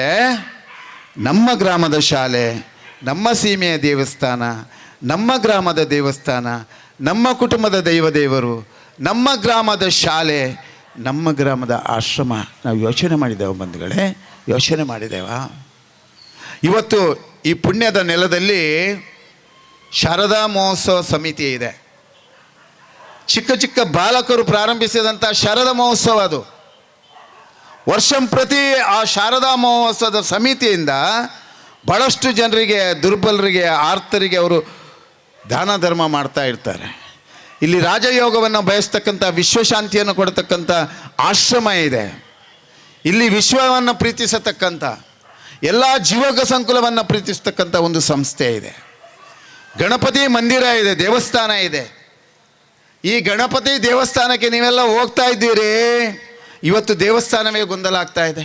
ಯೋಚನೆ ಮಾಡಿದ್ದೇವೆ ನಾವು, ಯಾಕೆ ಆಗ್ತಾ ಇದೆ? ಬ್ರಹ್ಮಕಲಶ ಆಗ್ತದೆ, ವೈಭವದ ಪೂಜೆ ಪುರಸ್ಕಾರ ಆಗ್ತದೆ, ಯಾಗಯಜ್ಞಾದಿಗಳು ಆಗ್ತದೆ, ಮನಸ್ಸಿನ ಸಂಘರ್ಷ ಆಗ್ತಾ ಇರ್ತದೆ. ಇದರ ಬಗ್ಗೆ ಯೋಚನೆ ಮಾಡಿದ್ದೇವೆ ನಾವು. ದೇವಸ್ಥಾನದ ಒಳ ಆವರಣಕ್ಕೆ ಪ್ರವೇಶ ಮಾಡುವಾಗ ಅದು ಪ್ರಭಾವಲಯ, ಭಕ್ತಿಯ ಪರವಶತೆಯ ಪ್ರಭಾವಲಯ. ಅದು ಆ ಪಾವಿತ್ರತೆಯನ್ನು ನಾವು ಎಷ್ಟರವರೆಗೆ ಉಳಿಸ್ತಾ ಇದ್ದೇವೆ ಅನ್ನೋದನ್ನು ನಾವು ಯೋಚನೆ ಮಾಡಬೇಕು. ದೇವಸ್ಥಾನದ ಒಳಗೆ ಪ್ರವೇಶ ಮಾಡುವಾಗ ಯಾವುದೇ ವಿಕೃತ ಮನಸ್ಸಿರಬಾರ್ದು, ವಿಚಲಿತ ಮನಸ್ಸಿರಬಾರ್ದು, ಗೊಂದಲದ ವಾತಾವರಣ ಇರಬಾರ್ದು, ವ್ಯತಿರಿಕ್ತವಾದಂಥ ಮಾತಿನ ತರಂಗದ ಪ್ರಭಾವ ಇರಬಾರ್ದು. ಆ ಪರಿಸರ ಪರಿಶುದ್ಧವಾಗಿರಬೇಕು. ಅದು ಪ್ರಭಾವಲಯ. ಅದನ್ನು ನಾವು ಉಳಿಸುವಂಥ ಪ್ರಯತ್ನ ಇಡೀ ಹಿಂದೂ ಸಮಾಜದಲ್ಲಿ ಎಲ್ಲ ದೇವಸ್ಥಾನ, ಭಜನಾ ಮಂದಿರಗಳಲ್ಲಿ ಇದು ನಾವೆಲ್ಲ ಭಾಳಷ್ಟು ಪಾವಿತ್ರತೆಯನ್ನು ಉಳಿಸುವಂಥ ಪ್ರಯತ್ನ ಮಾಡಬೇಕು. ಮನಸ್ಸು ಶುದ್ಧವಾಗಿರಬೇಕು, ಭಾವಶುದ್ಧವಾಗಿರಬೇಕು, ಕರ್ಮಶುದ್ಧವಾಗಿರಬೇಕು. ಅಲ್ಲಿ ಯಾವುದೇ ಪಕ್ಷದ ಗೊಂದಲ ಇರಬಾರ್ದು, ಜಾತಿಯ ಗೊಂದಲ ಇರಬಾರ್ದು, ನೀತಿಯ ಗೊಂದಲ ಬೇಕು. ಅಲ್ಲಿ ನೀತಿಯಲ್ಲಿ ಒಟ್ಟಾಗಬೇಕು, ನೀತಿಯಲ್ಲಿ ಸೇರಬೇಕು, ನೀತಿಯಲ್ಲಿ ಭಾವನಾತ್ಮಕವಾಗಿ ಬೆರಿಬೇಕು. ಇದು ಭಾಳಷ್ಟು ಮುಖ್ಯವಾದಂಥ, ಭಾಳಷ್ಟು ಮುಖ್ಯವಾದ್ದು. ಅದಕ್ಕೆ ಎಲ್ಲ ಧರ್ಮ ಕ್ಷೇತ್ರಗಳು ಅದನ್ನು ಪ್ರಯತ್ನ ಮಾಡಬೇಕು. ಎಲ್ಲ ಮಠ ಮಂದಿರಗಳು ಪ್ರತಿ ಶನಿವಾರ ಮಕ್ಕಳಿಗೆ ಧರ್ಮದ ಶಿಕ್ಷಣ ಕೊಡುವಂಥ ವ್ಯವಸ್ಥೆ ಎಲ್ಲ ಭಾಗದಲ್ಲಿ ಆಗಬೇಕಾಗಿದೆ. ಹೇಳ್ತೇವೆ ನಾವು, ಹಾಳಾಗಿದ್ದಾರೆ, ಯುವಕರು ಹಾಳಾಗಿದ್ದಾರೆ. ಯಾವುದು ಹಾಳಾಗಲಿಲ್ಲಮ್ಮ. ನಮ್ಮ ದೌರ್ಬಲ್ಯವೇ ಇವತ್ತು ನಮ್ಮನ್ನು ಹಾಳು ಮಾಡ್ತಾ ಇದೆ. ನಮ್ಮ ಮನಸ್ಥಿತಿಯೇ ನಮ್ಮನ್ನು ವಿಕೃತವಾಗಿ ಆಗತಕ್ಕಂಥ ಪರಿಸ್ಥಿತಿಗಳು ನಾವು ಬರ್ತಾ ಇರ್ತದೆ. ಇದಕ್ಕೆ ನಾವು ಬಡಿದೆಬ್ಬಿಸತಕ್ಕಂಥ ಪ್ರಯತ್ನ ಆಗಬೇಕು. ಪ್ರತಿ ಮನೆಯಲ್ಲಿ ಆ ಭಗವಂತನ ನಾಮಸ್ಮರಣ ಪ್ರಾತಃಕಾಲ ಮತ್ತು ಸಂಧ್ಯಾಕಾಲ ಭಗವಂತನ ನಾಮಸ್ಮರಣೆ ಮಾಡಬೇಕು. ರಾಮನಾಮ ತಾರಕ, ಶಿವಪಂಚಾಕ್ಷರಿ, ಓಂ ನಮೋ ಭಗವತಿ ವಾಸುದೇವ, ಯಾವುದೇ ಆಗಲಿ ಬೆಳಗತ ಮತ್ತು ಸಾಯಂ ಸಂಧ್ಯಾ ಮನೆಯಲ್ಲಿದ್ದವರು ಒಟ್ಟಾಗಿ ಇದನ್ನು ಹೇಳುವಂತಾಗಬೇಕು. ಕಡಿಮೆ ಪಕ್ಷ ಒಂದು ಒಪ್ಪತ್ತಾದರೂ ಮನೆಯಲ್ಲಿದ್ದವರು ಎಲ್ಲರೂ ಒಟ್ಟಾಗಿ ಆಹಾರ ಸೇವನೆ ಮಾಡಬೇಕು. ಇದು ನಿಜವಾದಂಥ ಹಿಂದುತ್ವದ ಶಕ್ತಿ. ಇದನ್ನೆಲ್ಲರೂ ಎಲ್ಲ ಮನೆಯಲ್ಲಿ ಪ್ರತಿಪಾದನೆ ಮಾಡಬೇಕು. ಹಿಂದೂ ಸಂಗಮ ಇನ್ನಷ್ಟು ಶಕ್ತಿ ಕೊಡುವುದು ಮಾತ್ರ ಅಲ್ಲ, ಹಿಂದೂ ಸಮಾಜದ ಕ್ಷಾತ್ರ ತೇಜಸ್ಸಿನ ಪ್ರಭಾವಕ್ಕೆ ಆಧ್ಯಾತ್ಮಿಕವಾಗಿಯೂ ಪಾರಮಾರ್ಥಿಕವಾಗಿಯೂ ಬದುಕಿನ ಮೌಲ್ಯವನ್ನು ಬೆಳಗಿಸಲಿಕ್ಕೆ ಬೇಕಾದಂಥ ಅಂತರ್ಸತ್ವ ಈ ಸಾಧನೆಯಲ್ಲಿ ಇರ್ತದೆ. ಇದನ್ನೆಲ್ಲರೂ ಮಾಡುವಂಥದ್ದು ಇವತ್ತು ಅವಶ್ಯಕತೆ ಇದೆ. ನಾವು ಹಿಂದೂಗಳು ಹೆಮ್ಮೆಯಲ್ಲಿ ಹೇಳಬೇಕು. ಹಿಂದೂಗಳು ಹೇಳುವಲ್ಲಿ ವಿಘಟನೆ ಇರ್ತದೆ, ವಿಭಜನೆ ಇರ್ತದೆ. ಅದು ವಿಭಜನೆ ಆಗದೇ ಇರಲಿ ಅಂತೇಳಿ ಹರಿನಾಮ ಸಂಕೀರ್ತನೆ ಆಗಬೇಕು ಪ್ರತಿ ಮನೆಯಲ್ಲಿ. ನಾಮ ಸಂಕೀರ್ತನೆ ಆಗುವಲ್ಲಿ ಋಣಾತ್ಮಕವಾದಂಥ ದೌರ್ಬಲ್ಯವನ್ನು ನಿಗ್ರಹಿಸಿ ಧನಾತ್ಮಕವಾಗಿ ಪ್ರತಿಕ್ರಿಯಿಸ್ತಕ್ಕಂಥ ಒಂದು ವಿಶಿಷ್ಟವಾದಂಥ ಶಕ್ತಿ ಇವತ್ತು ಪ್ರಭಾವಿತವಾಗಿ ಸಮಾಜವನ್ನು ಕಟ್ತಾ ಇದೆ, ಹಿಂದುತ್ವವನ್ನು ಬೆಳಗ್ತಾ ಇದೆ. ಬಂಧುಗಳೇ, ಭಾಳಷ್ಟು ಆಕ್ರಮಣಗಳು ಹಿಂದೆಯೂ ನಡೆದಿದೆ. ಆಕ್ರಮಣಕಾರರು ಮಾಡಿದಂಥ ಆಕ್ರಮಣದಿಂದ ಎಷ್ಟೋ ನಾಗರಿಕತೆಗಳು ನಾಶ ಆಗಿದೆ. ಆದರೆ ಹಿಂದೂ ಸಮಾಜ, ಈ ರಾಷ್ಟ್ರೀಯತೆ, ಈ ಭವ್ಯ ಭಾರತದ ಈ ಪರಂಪರೆ ಅದು ಇನ್ನಷ್ಟು ಪುಟಿದೇಳ್ತಾ ಇದೆ. ಬಹುಶಃ ಇಲ್ಲಿಯ ಸಾಧು ಸಂತರು ಮನೆ ತಟ್ಟುವಂಥ ಕೆಲಸ ಮಾಡಬೇಕು, ಮನಕ್ಕೆ ತಟ್ಟುವಂಥ ಕೆಲಸ ಮಾಡಬೇಕು. ಸಮರ್ಪಕವಾಗಿ ಹಿಂದೂ ಧರ್ಮದ ಆಚಾರ ವಿಚಾರದ ಮೌಲ್ಯಾಧಾರಿತ ವ್ಯವಸ್ಥೆಯನ್ನು, ಆ ಬದುಕನ್ನು ಕಟ್ಟುವಂಥ ವ್ಯವಸ್ಥೆಗೆ ಎಲ್ಲ ಸಾಧು ಸಂತರು ಪ್ರಯತ್ನ ಮಾಡಬೇಕಾಗಿದೆ. ಇದರ ಅವಶ್ಯಕತೆ ಇವತ್ತಿನ ಸಮಾಜದಲ್ಲಿದೆ. ಇದನ್ನೆಲ್ಲರೂ ಅರ್ಥ ಮಾಡಿಕೊಳ್ಳಬೇಕು.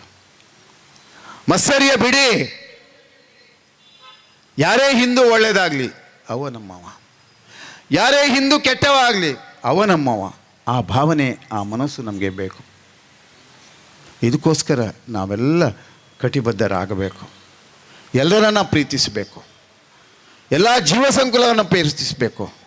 ನಿಸರ್ಗವನ್ನು ಪ್ರೀತಿಸಬೇಕು. ಇದರ ಅವಶ್ಯಕತೆ ಇವತ್ತಿದೆ. ಎಲ್ಲ ಜೀವ ಸಂಕುಲವನ್ನು, ನಿಸರ್ಗವನ್ನು ಪ್ರೀತಿಸಿ ಸಸ್ಯವನ್ನು ಪೋಷಿಸತಕ್ಕಂಥ, ಜೀವ ಸಂಕುಲದಲ್ಲಿ ಪ್ರತಿ ಋತು ಸಂಬಂಧವಾಗಿ ಬರತಕ್ಕಂಥ ಆಹಾರ ಸೇವನೆಯ ಪದ್ಧತಿಯನ್ನು ಪ್ರತಿಯೊಬ್ಬ ಹಿಂದೂ ಇವತ್ತು ಅಳವಡಿಸಿಕೊಳ್ಳುವಂಥದ್ದು ಭಾಳಷ್ಟು ಅವಶ್ಯಕತೆ ಇದೆ. ಅದನ್ನೆಲ್ಲರೂ ಅರ್ಥ ಮಾಡಿಕೊಳ್ಳಬೇಕು. ಸ್ವಾಮಿ ವಿವೇಕಾನಂದರು ಚಿಕಾಗೋದ ಭಾಷಣದಲ್ಲಿ ಸಹೋದರರೇ ಅಂತ ಹೇಳಿದಂಥ ಉದ್ಗಾರ ಇಡೀ ಜಗತ್ತಿನ ಪ್ರೀತಿಗೆ ಶಕ್ತಿಯನ್ನು ಕೊಟ್ಟಿದೆ. ಅಂಥ ಅಂತರ್ಸತ್ವ ನಮ್ಮದಾಗಬೇಕು. ನಾವೆಲ್ಲರನ್ನ ಪ್ರೀತಿಸುವುದರ ಮೂಲಕ ಇಡೀ ಕುಟುಂಬ ಪದ್ಧತಿಯ, ನಿಮ್ಮ ಕುಟುಂಬದಲ್ಲಿರತಕ್ಕಂಥ ವ್ಯವಸ್ಥೆ, ನೆರೆಕೆರೆಯಲ್ಲಿ ಪ್ರೀತಿಯಿಂದ ಇರತಕ್ಕಂಥ ಭಾವನೆ, ಇಡೀ ದೇಶದ ರಾಷ್ಟ್ರೀಯತೆಯನ್ನು ಎತ್ತಿ ಹಿಡಿಯುವಲ್ಲಿ, ನಾಗರಿಕತೆಯನ್ನು ಬೆಳೆಸುವಲ್ಲಿ ಬರೇ ಕಾಲಹರಣ ಮಾಡಿಕೊಂಡು ವ್ಯತಿರಿಕ್ತವಾಗಿ ಮಾಡುವುದರಿಂದ ಆ ಒಳ್ಳೆಯ ಕರ್ಮವನ್ನು ಮಾಡಲಿಕ್ಕೆ ಒಳ್ಳೆಯ ಮನಸ್ಸು ಮಾಡಿ ಜೀವನವನ್ನು, ಬದುಕನ್ನು ಕಟ್ಟಿಕೊಳ್ಳತಕ್ಕಂಥ ಪ್ರಯತ್ನದಲ್ಲಿ ಇಡೀ ಹಿಂದೂ ಸಮಾಜಕ್ಕೆ ಆ ಭಗವಂತ ಶಕ್ತಿ ಕೊಡಲಿ ಅಂತ ಪ್ರಾರ್ಥನೆ ಮಾಡಿ, ಇನ್ನಷ್ಟು ಧರ್ಮ ಕಾರ್ಯಗಳನ್ನು ಮಾಡಲಿಕ್ಕೆ ಅದು ಪ್ರೇರೇಪಣೆದಾಯ ಆಗಲಿ. ಸಮಾಜವನ್ನು ಕಟ್ಟಿ ಬೆಳೆಸಿ ಬಡಿದೆಬ್ಬಿಸುವಲ್ಲಿ ಎಲ್ಲರ ಮನೋಭಾವ, ಎಲ್ಲರ ಹಿತಚಿಂತನೆ ಜೊತೆಯಲ್ಲಿ ಬದುಕನ್ನು ನಿರ್ವಹಿಸತಕ್ಕಂಥ ಶಕ್ತಿಯನ್ನು ಆ ಮಾತಾಯಿ ಕರುಣಿಸಲಿ ಅಂತ ಪ್ರಾರ್ಥನೆ ಮಾಡಿ, ಇವತ್ತಿನ ವೇದಿಕೆಯಲ್ಲಿ ಭಾಳ ದಿಕ್ಸೂಚಿ ಭಾಷಣ ಮಾಡಿದವರು, ಭಾಳ ಚೆನ್ನಾಗಿ ಮಾಡಿದರೂ ವಿದ್ಯಾರ್ಥಿ ಪರಿಷತ್ತಿನಲ್ಲಿತ್ತುಕೊಂಡು ಯುವಕರನ್ನು ಬಡಿದೆಬ್ಬಿಸುವುದರ ಜೊತೆಯಲ್ಲಿ ಮಕ್ಕಳಿಗೆ ಮೌಲ್ಯವನ್ನು ಕೊಡತಕ್ಕಂಥ ಸಂಸ್ಕಾರದ ಬದುಕನ್ನು ನಿರ್ವಹಿಸುವಲ್ಲಿ ಎಲ್ಲರೂ ಗಮನಿಸಬೇಕು. ಒಂದು ಮಾತು ಹೇಳ್ತೇನೆ, ಶ್ರದ್ಧೆಯ ತಾಯಂದರು ಕುಂಕುಮ ಧಾರಣೆ, ತಿಲಕ ಧಾರಣೆ, ಭಸ್ಮ ಧಾರಣೆ, ಚಂದನ ಧಾರಣೆ ಇದನ್ನು ಮಾಡುವಂಥ ಪರಿಪಾಠವನ್ನು ಪ್ರತಿಯೊಬ್ಬರು ತಮ್ಮ ಜೀವನದಲ್ಲಿ ಅಳವಡಿಸಿಕೊಳ್ಬೇಕು. ಮಕ್ಕಳಿಗೆ ತಿಲಕ ಇಡಲಿಕ್ಕೆ, ತಿಲಕ ಇಟ್ಟಂಥ ಮಕ್ಕಳು ಕಾಣಲಿಕ್ಕಾಗದಂಥ ತಿಲಕವನ್ನು ಇಟ್ಟಲ್ಲಿ ಅದರಲ್ಲಿಯೂ ಸಂಭ್ರಮಿಸತಕ್ಕಂಥ ತಾಯಂದಿರಿದ್ದಾರೆ ಅಂತ ಹೇಳಿದರೆ ಇದು ಹಿಂದೂ ಧರ್ಮದ ದೊಡ್ಡ ದುರಂತ. ಇದು ಅದಕ್ಕೋಸ್ಕರ ತಾಯಂದಿರು ಎಚ್ಚೆತ್ತುಕೊಳ್ಳಬೇಕು. ತಿಲಕ ಅನ್ನೋದಕ್ಕೆ ಭಾಳ ಅರ್ಥ ಇದೆ. ಬಿಂದು ಸಿಂಧು ಜೀವಕಲ್ಪದ ಶಕ್ತಿಯ ಪ್ರಭಾವ ಅದು, ನೆನಪಿಟ್ಕೊಳ್ಳಿ. ಒಂದು ಬಿಂದು ರಕ್ತ, ಒಂದು ಬಿಂದು ವೀರ್ಯ, ಇದು ಸೇರಿದಾಗ ಆಗತಕ್ಕಂಥ ಜೀವ ಸಂಕುಲದ ಕಲ್ಪವನ್ನು ತಾವೆಲ್ಲರೂ ಅದನ್ನು ನೆನೆಸ್ಕೊಳ್ಬೇಕು. ಆ ಸಿಂಧು ಮತ್ತು ಬಿಂದುವಿನ ಪ್ರಭಾವದ ನೋವು ಒಂದು ತಾಯಿಯ ಗರ್ಭಧಾರಣೆಯ ಸಂದರ್ಭದಲ್ಲಿ ಆ ಮಗು ಪ್ರಸೂತಿಯಾದಾಗ ಅವಳು ಪಡತಕ್ಕಂಥ ವೇದನೆಯ ಶಕ್ತಿಯ ಪ್ರಭಾವವೇ ಭಾರತೀಯ ನಾರಿಯರ ಆ ಗುರುನೆಲೆಯಲ್ಲಿರತಕ್ಕಂಥ ಜಗದ್ಗುರು ರಾಷ್ಟ್ರ ಆಗತಕ್ಕಂಥ ಶಕ್ತಿಯ ಪ್ರಭಾವ ಈ ದೇಶದ ತಾಯಂದರು. ಅದು ಝಾನ್ಸಿ ಬಾಯಿ ಇರ್ಬೋದು, ಅದೇ ರೀತಿ ಅಬ್ಬಕ್ಕ ಇರ್ಬೋದು, ಇಂಥ ಮಹೋನ್ನತವಾದಂಥ ಜಿಜಾಬಾಯಿ ಇರ್ಬೋದು, ಇಂಥ ಮಹೋನ್ನತವಾದಂಥ ತಾಯಂದರು. ಅದಲ್ಲದೆ ಈ ದೇಶದಲ್ಲಿ ಎಷ್ಟೋ ಸಾಧು ಸಂತರನ್ನು, ದಾಸಶ್ರೇಷ್ಠರನ್ನು ಜನ್ಮ ಕೊಟ್ಟಂಥ ತಾಯಂದ್ರಿದ್ದರೆ ಈ ದೇಶದ ನಾರಿಯರು ಬಿಟ್ಟರೆ ಬೇರೆ ವಿಶ್ವದಲ್ಲಿ ಯಾವ ದೇಶದಲ್ಲಿಯೂ ಇಲ್ಲ. ಅದನ್ನು ನೆನಪಿಟ್ಟುಕೊಳ್ಳಿ. ಅದಕ್ಕೋಸ್ಕರ ಈ ದೇಶ ಜಗದ್ವಂದ್ಯವಾಗಿದೆ. ಅದಕ್ಕೋಸ್ಕರ ಈ ದೇಶ ಇಡೀ ಜಗತ್ತಿಗೆ ಜಗದ್ಗುರು ರಾಷ್ಟ್ರವಾಗಿ ಬೆಳಗಲಿಕ್ಕಿದೆ. ಇದನ್ನೆಲ್ಲರೂ ಅರ್ಥ ಮಾಡ್ಕೊಳ್ಬೇಕು. ಇಂಥ ಒಂದು ನೀತಿಯನ್ನು ತಮ್ಮ ಜೀವನದಲ್ಲಿ ತಮ್ಮ ಮಕ್ಕಳಿಗೆ ತಿಳಿ ಹೇಳುವಂಥ ಪ್ರಯತ್ನ ಮಾಡಿ ಒಂದು ಹರಿನಾಮ ಸಂಕೀರ್ತನೆ ಹೇಳಿ ನನ್ನ ಆಶೀರ್ವಚನ ಮುಕ್ತಾಯ ಮಾಡಿ, ಇನ್ನೂ 2 ಕಾರ್ಯಕ್ರಮ ಇರುವುದರಿಂದ ಈ ಒತ್ತಡದಲ್ಲಿ ನಾನು ಹೋಗಬೇಕಾಗಿದೆ. ಎಲ್ಲರೂ ಭಜನೆ ಮಾಡಿ. ಭಜನೆ ಇದ್ದಲ್ಲಿ ವಿಭಜನೆ ಇಲ್ಲ. ಭಜನೆಯಲ್ಲಿ ಸಿಗತಕ್ಕಂಥ ಆನಂದವನ್ನು ಬೇರೆ ಯಾವುದರಿಂದ ಪಡೀಲಿಕ್ಕೂ ಸಾಧ್ಯ ಇಲ್ಲ. ಆದ್ದರಿಂದ ನಾನೊಂದು ಭಜನೆ ಹೇಳ್ತೇನೆ. ಬೋಲೋ ಬೋಲೋ ಸಬ್ ಮಿಲ್ ಬೋಲೋ ಓಂ ನಮಃ ಶಿವಾಯ. बोलो बोलो सब मिल बोलो ओम नमः शिवाय. ओम नमः शिवाय. ओम नमः शिवाय. ओम नमः शिवाय. ओम नमः शिवाय. बोलो बोलो सब मिल बोलो ओम नमः शिवाय.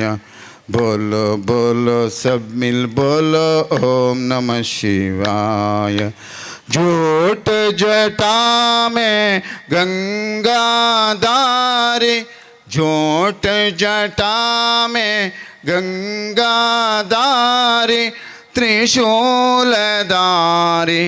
ढमरू बचारी, त्रिशूलधारी ढमरू बजावे, ढम ढम ढम ढम ढमरू बजावे, ढम ढम ढम ढम ढमरू बजावे. घूंघटा दो नमः शिवाय. घूंघटा दो नमः शिवाय. ओम नमः शिवाय. ओम नमः शिवाय. ओम नमः शिवाय. ओम नमः शिवाय. ओम नमः शिवाय. ओम नमः शिवाय. बोलो बोलो सब मिल बोलो ओम नमः शिवाय. बोलो बोलो सब मिल बोलो ओम नमः शिवाय. बोलो बोलो सब मिल बोलो ओम नमः ಇವತ್ತು ಹಿಂದೂ ಸಂಗಮದ ಈ ಒಂದು ಸನ್ನಿವೇಶ ಸಂಭ್ರಮದ ಆಚರಣೆಯ ಸಂದರ್ಭದಲ್ಲಿ ನಿಮ್ಮ ಮನೆಯ ಒಳಗೆ, ಕುಟುಂಬದಲ್ಲಿ, ಮನೆಯ ಪರಿಸರದಲ್ಲಿ ನಿಮ್ಮೊಳಗೆ ಯಾವುದೇ ಅಭಿಪ್ರಾಯ ಭೇದಗಳಿಟ್ಟು ನಿಷ್ಠುರವಾಗಿದ್ದವರು, ಕೋಪ ವ್ಯತಿರಿಕ್ತವಾದಂಥ ಮಾತನ್ನು ಬಿಟ್ಟವರಿದ್ದವರು ಎಲ್ಲರೂ ಒಟ್ಟಾಗುವ ಮನೋಭಾವವನ್ನು ಮಾಡಿ ಯಾವುದೇ ಸಂಕೋಚ ಇಲ್ಲದೆ ನಿಮ್ಮಲ್ಲಿ ಏನಾದರೂ ಅಭಿಪ್ರಾಯ ಭೇದ ಆದರೆ ಕ್ಷೇತ್ರಕ್ಕೆ ಬನ್ನಿ ಅಥವಾ ನನಗೆ ಫೋನ್ ಮೂಲಕ ಮಾತಾಡಿ ನೀವೆಲ್ಲರೂ ಒಟ್ಟು ಆಗಬೇಕು. ಆ ಪರಿಕಲ್ಪನೆಯಲ್ಲಿ ಇಡೀ ಸಮಾಜ ಇರಬೇಕು. ಕುಟುಂಬದ ಒಳಗೆ ಕೂಡ ಅಭಿಪ್ರಾಯ ಭೇದ ಇದ್ದಲ್ಲಿ ಅದನ್ನು ಸರಿಪಡಿಸ್ತಕ್ಕಂಥ ಮನೋಭಾವದಲ್ಲಿ ಎಲ್ಲರೂ ಒಗ್ಗಟ್ಟಾಗಿ ತ್ಯಾಗಶೀಲರಾಗಿ ಆ ಪ್ರಯತ್ನವನ್ನು ಮಾಡಬೇಕು. ಯಾಕಂದರೆ ನೀವ್ಯಾರೂ ಶಾಶ್ವತ ಅಲ್ಲ. ದೇಶದ ಮಣ್ಣು ಶಾಶ್ವತ, ದೇಶದ ಹಿಮಾಲಯ ಶಾಶ್ವತ. ಐಕ್ಯತೆಯಲ್ಲಿ ಬದುಕನ್ನು ಕಟ್ಟಿಕೊಂಡು ಸಾರ್ಥಕತೆ ಮಾಡಿಕೊಳ್ಳುವಲ್ಲಿ ಉಸಿರು ಇರುವವರೆಗೆ ಹೆಸರು, ಅಲ್ಲಿಯ ನಂತರ ಆ ಹೆಸರು ಉಳಿಬೇಕು ಅಂತಾದರೆ ನೀವು ಇನ್ನೊಬ್ಬರಿಗೆ ಸಾನುಭೂತಿ, ಅನುಕಂಪ, ಉಪಕಾರ ಸ್ಮರಣೆ, ಸೇವಾ ಮನೋಭಾವ, ಸಮರ್ಪಣಾ ಭಾವ ಇದನ್ನೆಲ್ಲ ಸೇರಿಸಿಕೊಂಡಾಗ ಮಾತ್ರ ನಿಮ್ಮಲ್ಲಿ ಇದ್ದಂಥ ಉಸಿರಿಗೆ, ನಿಮ್ಮ ಹೆಸರಿಗೆ ಮತ್ತಷ್ಟು ಪ್ರಾತಿನಿಧ್ಯ ಬರ್ತದೆ, ಶಕ್ತಿ ಬರ್ತದೆ. ಮುಂದಿನ ಪೀಳಿಗೆಗೆ ಹಿಂದೂ ಸಮಾಜವನ್ನು ಸುದೃಢವಾಗಿ ಕಟ್ಟಲಿಕ್ಕೆ ಶಕ್ತಿ ಆಗ್ತದೆ ಅಂತ ಹೇಳ್ತಾ ನನ್ನ ಎರಡು ಮಾತುಗಳನ್ನು ಗುರುಚರಣೆಗೆ ಸಮರ್ಪಿಸ್ತಾ ಇದ್ದೇನೆ. ಜೈ ಗುರುದೇವ್ ದತ್. ಹೌದು ಚಿಂತನೆ.